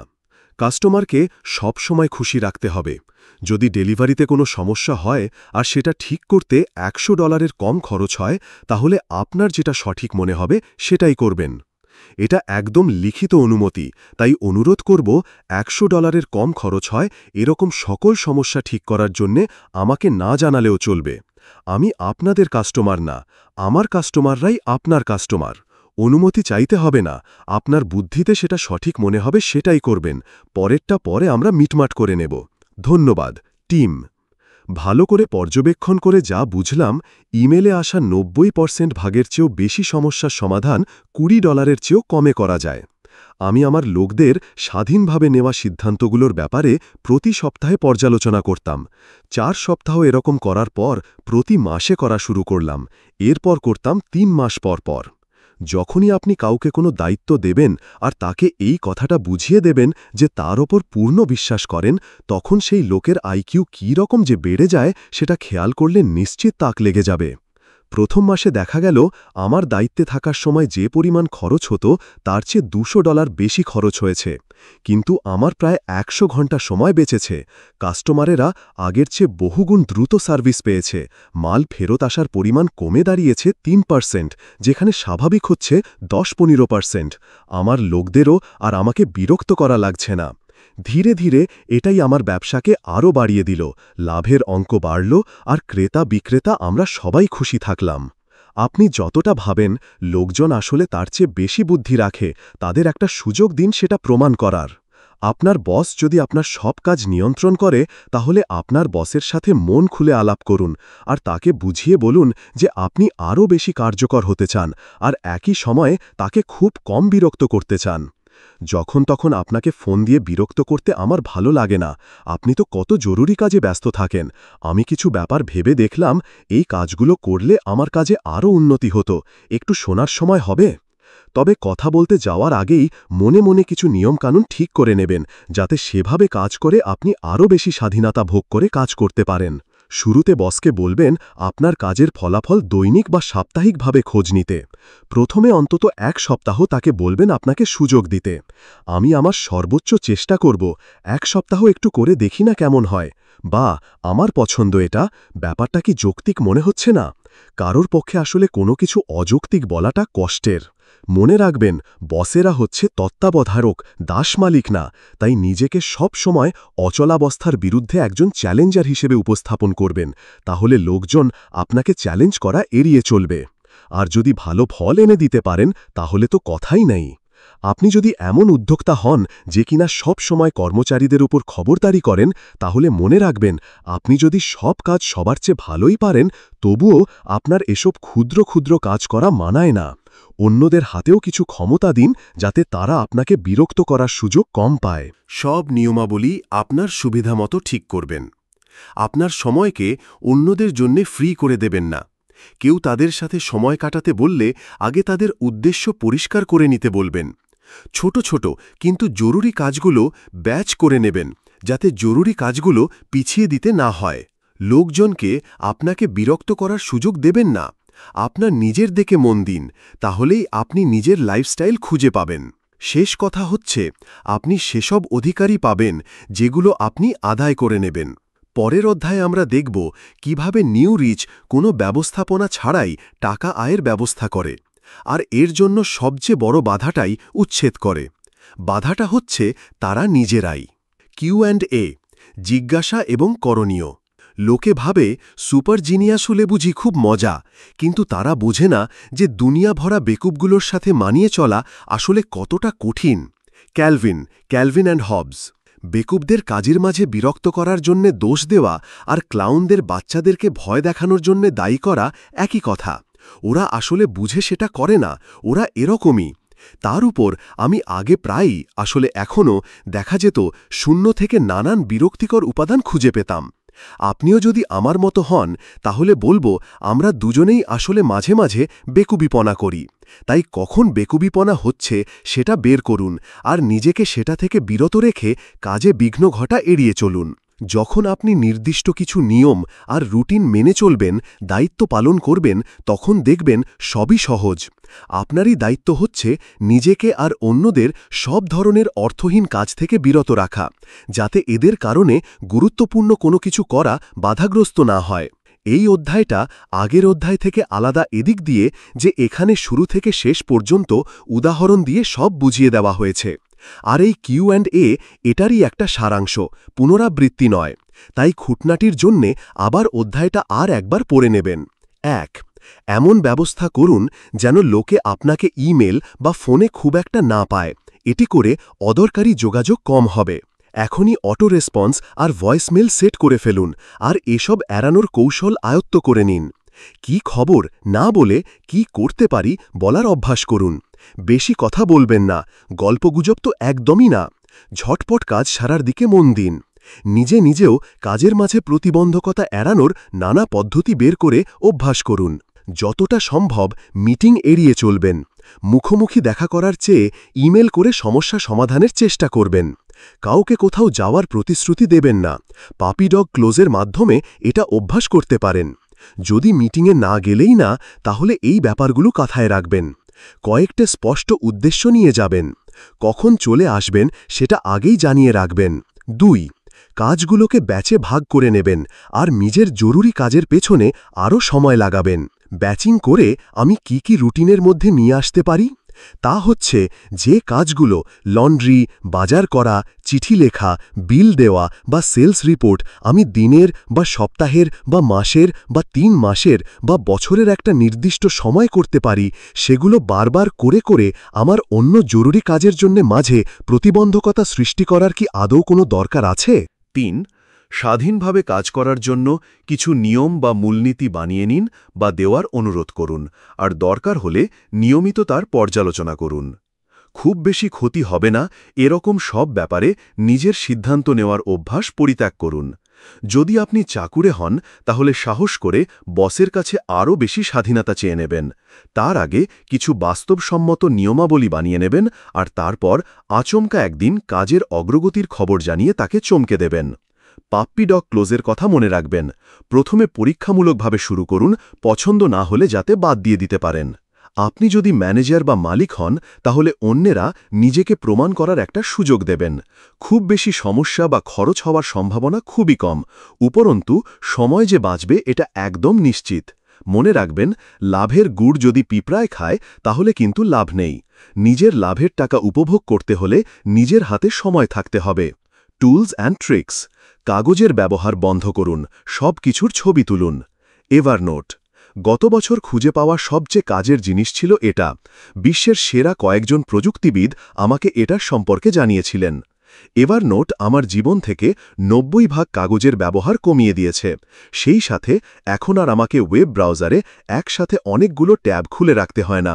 দুটো ব্যাপারই আমাকে কাজের ব্যাপারে বারবার মনোযোগ ছুটিয়ে দিত। এটা মাত্র 3 ঘন্টায় আপনার অফিসের সব গোলমালকে লাইনে এনে দিতে পারবে। এভারনোট দিয়ে আপনি যে কোনো জায়গা থেকে যে কোনো তথ্য সংগ্রহ করে নিতে পারবেন, সে যে কোনো ডিভাইস দিয়েই। ফলে যে কোনো জিনিসই আপনি যে কোনো জায়গা থেকে তখন সহজে খুঁজে পাবেন। আমি যেসব কাজে ব্যবহার করি, পরে কাজে লাগতে পারে এরকম সব কিছুর ছবি তুলে নিই। বিজনেস কার্ড, হাতে লেখা নোট, ওয়াইনের লেবেল, রিসিট, ক্লাসে বোর্ডে লেখা লেকচার, আরও অনেক কিছু। এভারনোট এসব ছবির লেখাগুলোকে স্বয়ংক্রিয়ভাবে চিনতে পারে। তাই সেটা আপনার আইফোন, ল্যাপটপ বা ইন্টারনেট যেটা দিয়েই চান, আপনি সব কিছুই খুঁজে বের করতে পারবেন। যেমন ধরুন, আমি সেকেন্ডের মাঝে যে কোনো বিজনেস কার্ড সংরক্ষণ আর এই সংক্রান্ত তথ্য খুঁজে বের করতে পারি। মাঝে মাঝে আমার ম্যাকবুকের আইসাইট ক্যামেরা ব্যবহার করি। এখন আর ফোন নাম্বার হারিয়ে গেলে আমাকে ফোনের কন্ট্যাক্ট লিস্ট বা ইমেলের মাঝে খুঁজে খুঁজে কিছু বের করতে হয় না। কতটা সময় যে এটা বাঁচায় সেটা বুঝতে পারলে অবাক হয়ে যাবেন। আমার সব চুক্তিপত্র, পত্রিকার আর্টিকেল ইত্যাদি সব স্ক্যান করে নিই। এগুলো এমনিতে আমার অফিসের ফাইল ক্যাবিনেটেই পড়ে থাকে। এর জন্য আমি ব্যবহার করি Mac Fujitsu ScanSnap mini scanner. আমার কাছে এটাই সেরা মনে হয়েছে। এটা সরাসরি এভারনোটে সবকিছু স্ক্যান করে নেয়। ওয়েবসাইটের স্ন্যাপশট নিয়ে রাখি, সব লেখা আর লিঙ্ক সহ। পরে যাত্রাপথে বা দরকারের সময় আমি সেগুলো পড়তে পারি। এখন আর আমার এত বুকমার্ক, ফেভারিট লিস্ট বা ট্যাব খুলে রাখতে হয় না। অযাচিত ফোন কল শনাক্তকরণ ও এড়িয়ে যাওয়া। গ্র্যান্ড সেন্ট্রাল www.grandcentral.com এবং ইউমেল www.umail.com। বর্তমান পৃথিবীতে আপনার ফোন নাম্বারের এবং ইমেলের চেয়ে আপনার বর্তমান ঠিকানা বেশি বদল হয়। তাই যদি এটা সবার জানাজানি হয়ে যায় বা উল্টোপাল্টা কারো হাতে পড়ে, তাহলে জীবন দুর্বিষহ হয়ে উঠতে পারে। সেজন্য আছে গ্র্যান্ড সেন্ট্রাল। এর মাধ্যমে আপনি যাকে যাকে চান শুধু তাদের একটা বিশেষ কোডযুক্ত একটা নাম্বার দিতে পারবেন। বাসার লোকজন আর বন্ধুবান্ধব ছাড়া বাকি সবাইকে এখন একটা গ্র্যান্ড সেন্ট্রাল নাম্বার দিয়ে আমি। এর কিছু সুবিধা হচ্ছে, আপনি চাচ্ছেন না এরকম যে কোনো নাম্বারকে এটা শনাক্ত করতে পারে। ফলে যে ফোন করবে সে শুনবে, নাম্বারটি আর ব্যবহৃত হয় না, আপনাকে আর বিরক্ত করতে পারবে না। আপনি নির্দিষ্ট কলকারীর জন্য বিশেষ ভয়েসমেল বানাতে পারবেন, স্বামী স্ত্রী, বস, কলিগ, কাস্টমার। এছাড়া তারা মেসেজ রাখার সময়ই সেটা শুনতে পারবেন। এতে করে খুব জরুরি কিছু হলে চাইলেই ফোন ধরতে পারবেন। কল রেকর্ডিংও করা যাবে। আপনার শহরের বাইরে গেলে একটা এরিয়া কোড ব্যবহার করতে পারবেন। ফলে আপনার অবস্থা ফাঁস হবে না আর আপনার অনাকাঙ্ক্ষিত কোনো লোক বা কোম্পানি আপনাকে খুঁজে পাবে না। ডু নট ডিস্টার্ব সেট করা যায়। এই সময়ে কোনো কলই ফোনে ঢুকবে না, সরাসরি ভয়েসমেলে চলে যাবে। চাইলে ভয়েসমেল আপনার ফোনে মেসেজ হিসাবে পাঠিয়ে দেবে। চাইলে ইমেলও ব্যবহার করতে পারেন। এটাও ভয়েসমেলকে মেসেজ হিসাবে ফোনে পাঠিয়ে দিতে পারবে। একটা একঘেয়ে মিটিংয়ে বসে ফোনে কল আসছে, কোনো সমস্যা নেই, মেসেজের মাধ্যমে মিটিংয়ে বসেই ভয়েসমেলের উত্তর দিতে পারবেন। তাহলে আর পরে ফোন করতে ভুলে যাওয়ার টেনশন থাকবে না। বারবার ইমেল করা ছাড়াই একবারে কোনো কাজের সময় নির্ধারণ। ইমেলের মাধ্যমে কোনো কিছুর সময় ঠিক করার মতো সময়সাধ্য কাজ খুব কমই আছে। প্রথমজন, মঙ্গলবার বিকাল 3টায়। দ্বিতীয়জন, আমি আসতে পারব। তৃতীয়জন, আমার একটা মিটিং আছে, বৃহস্পতিবার করো। চতুর্থজন, আমি তো এখন একটা কনফারেন্সে আসছি, শুক্রবার সকাল 10টায় করা যায় না। নিচের অ্যাপগুলো দিয়ে আপনি অতি দ্রুত এবং সহজেই কাজের সময় নির্ধারণ করতে পারবেন। আলগা বেগার খাটা লাগবে না। Doodle www.doodle.com। ইমেলের ঝামেলা ছাড়াই অনেকের জন্য একসাথে শিডিউল বানানোর জন্য সেরা ফ্রি অ্যাপ এটাই। কয়েকটা অপশন দিয়ে মাত্র 30 সেকেন্ডের মাঝে একটা ভোটাভুটির আয়োজন করে ফেলতে পারবেন। তারপর সবাইকে একটা লিঙ্ক পাঠিয়ে দিলেই হবে। কয়েক ঘন্টা পর চেক করে দেখুন কোনটায় ভোট পড়েছে বেশি। ব্যাস, বেশিরভাগের জন্য সুবিধাজনক সময় পেয়ে যাবেন। টাইম ড্রাইভার www.timedriver.com আপনার কলিগ আর কাস্টমারদের আপনার সুবিধামতো সময় অনুযায়ী নিজেই শিডিউল করে নিতে দিন, যেটা আউটলুক বা গুগল ক্যালেন্ডারের সাথে সমন্বয় সাধনের মাধ্যমে করা সম্ভব। ইমেলের মেসেজের শেষে স্কেডিউল নাও একটা বাটন যোগ করুন। ব্যাস, আপনাকে আর লোকজনকে ধরে জানাতে হবে না যে আপনি কখন ফ্রি আছেন, কখন তারা আপনার সাথে দেখা করতে পারবে বা ফোন দিতে পারবে। সবাইকে নিজের মতো করে বেছে নিতে দিন। ইমেল ব্যাচিংয়ের জন্য সেরা সময় নির্ধারণ। জবনি www.jobni.com/special জবনি হচ্ছে ইনবক্সের উল্টো। এটাও একটা ফ্রি প্রোগ্রাম। অনেকগুলো ফিচার আছে এতে, তবে এই অধ্যায়ের সাথে সঙ্গতিপূর্ণ ফিচার হচ্ছে এতে একটা সময় নির্ধারণ করে দেওয়া যায়, যে সময়টায় আপনি আপনার গুরুত্বপূর্ণ লোকজনের কাছ থেকে সব ইমেল একসাথে পাবেন।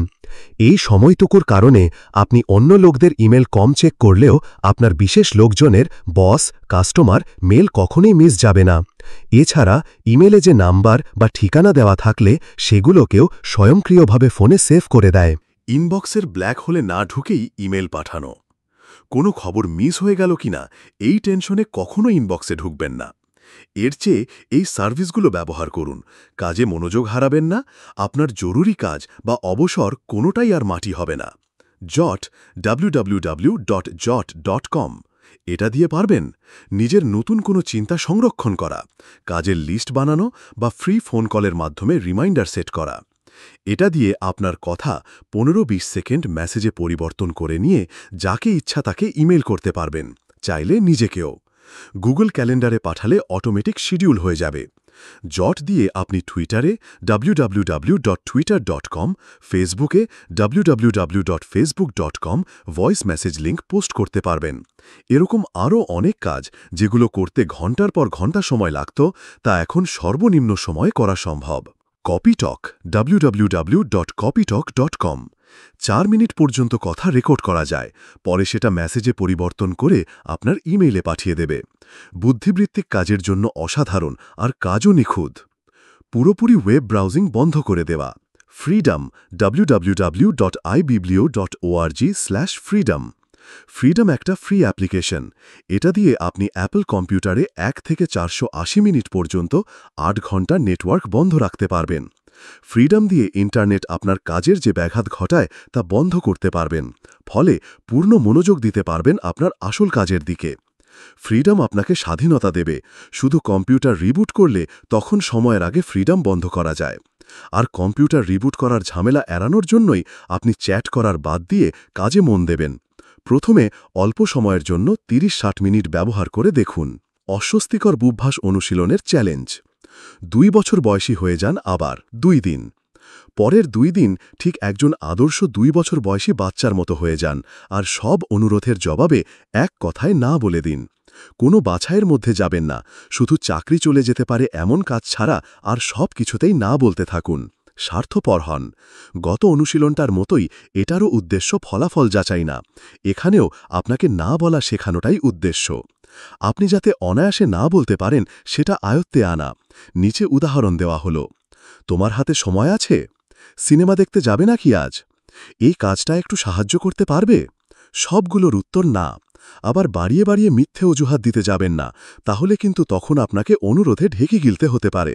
সহজভাবে বলে দেবেন, আসলে আজকে পারছি না, সরি, আমার নিজেরই একটা জরুরি কাজ আছে, তাতেই চলবে। লাইফস্টাইল ডিজাইনের বাস্তব অভিজ্ঞতা।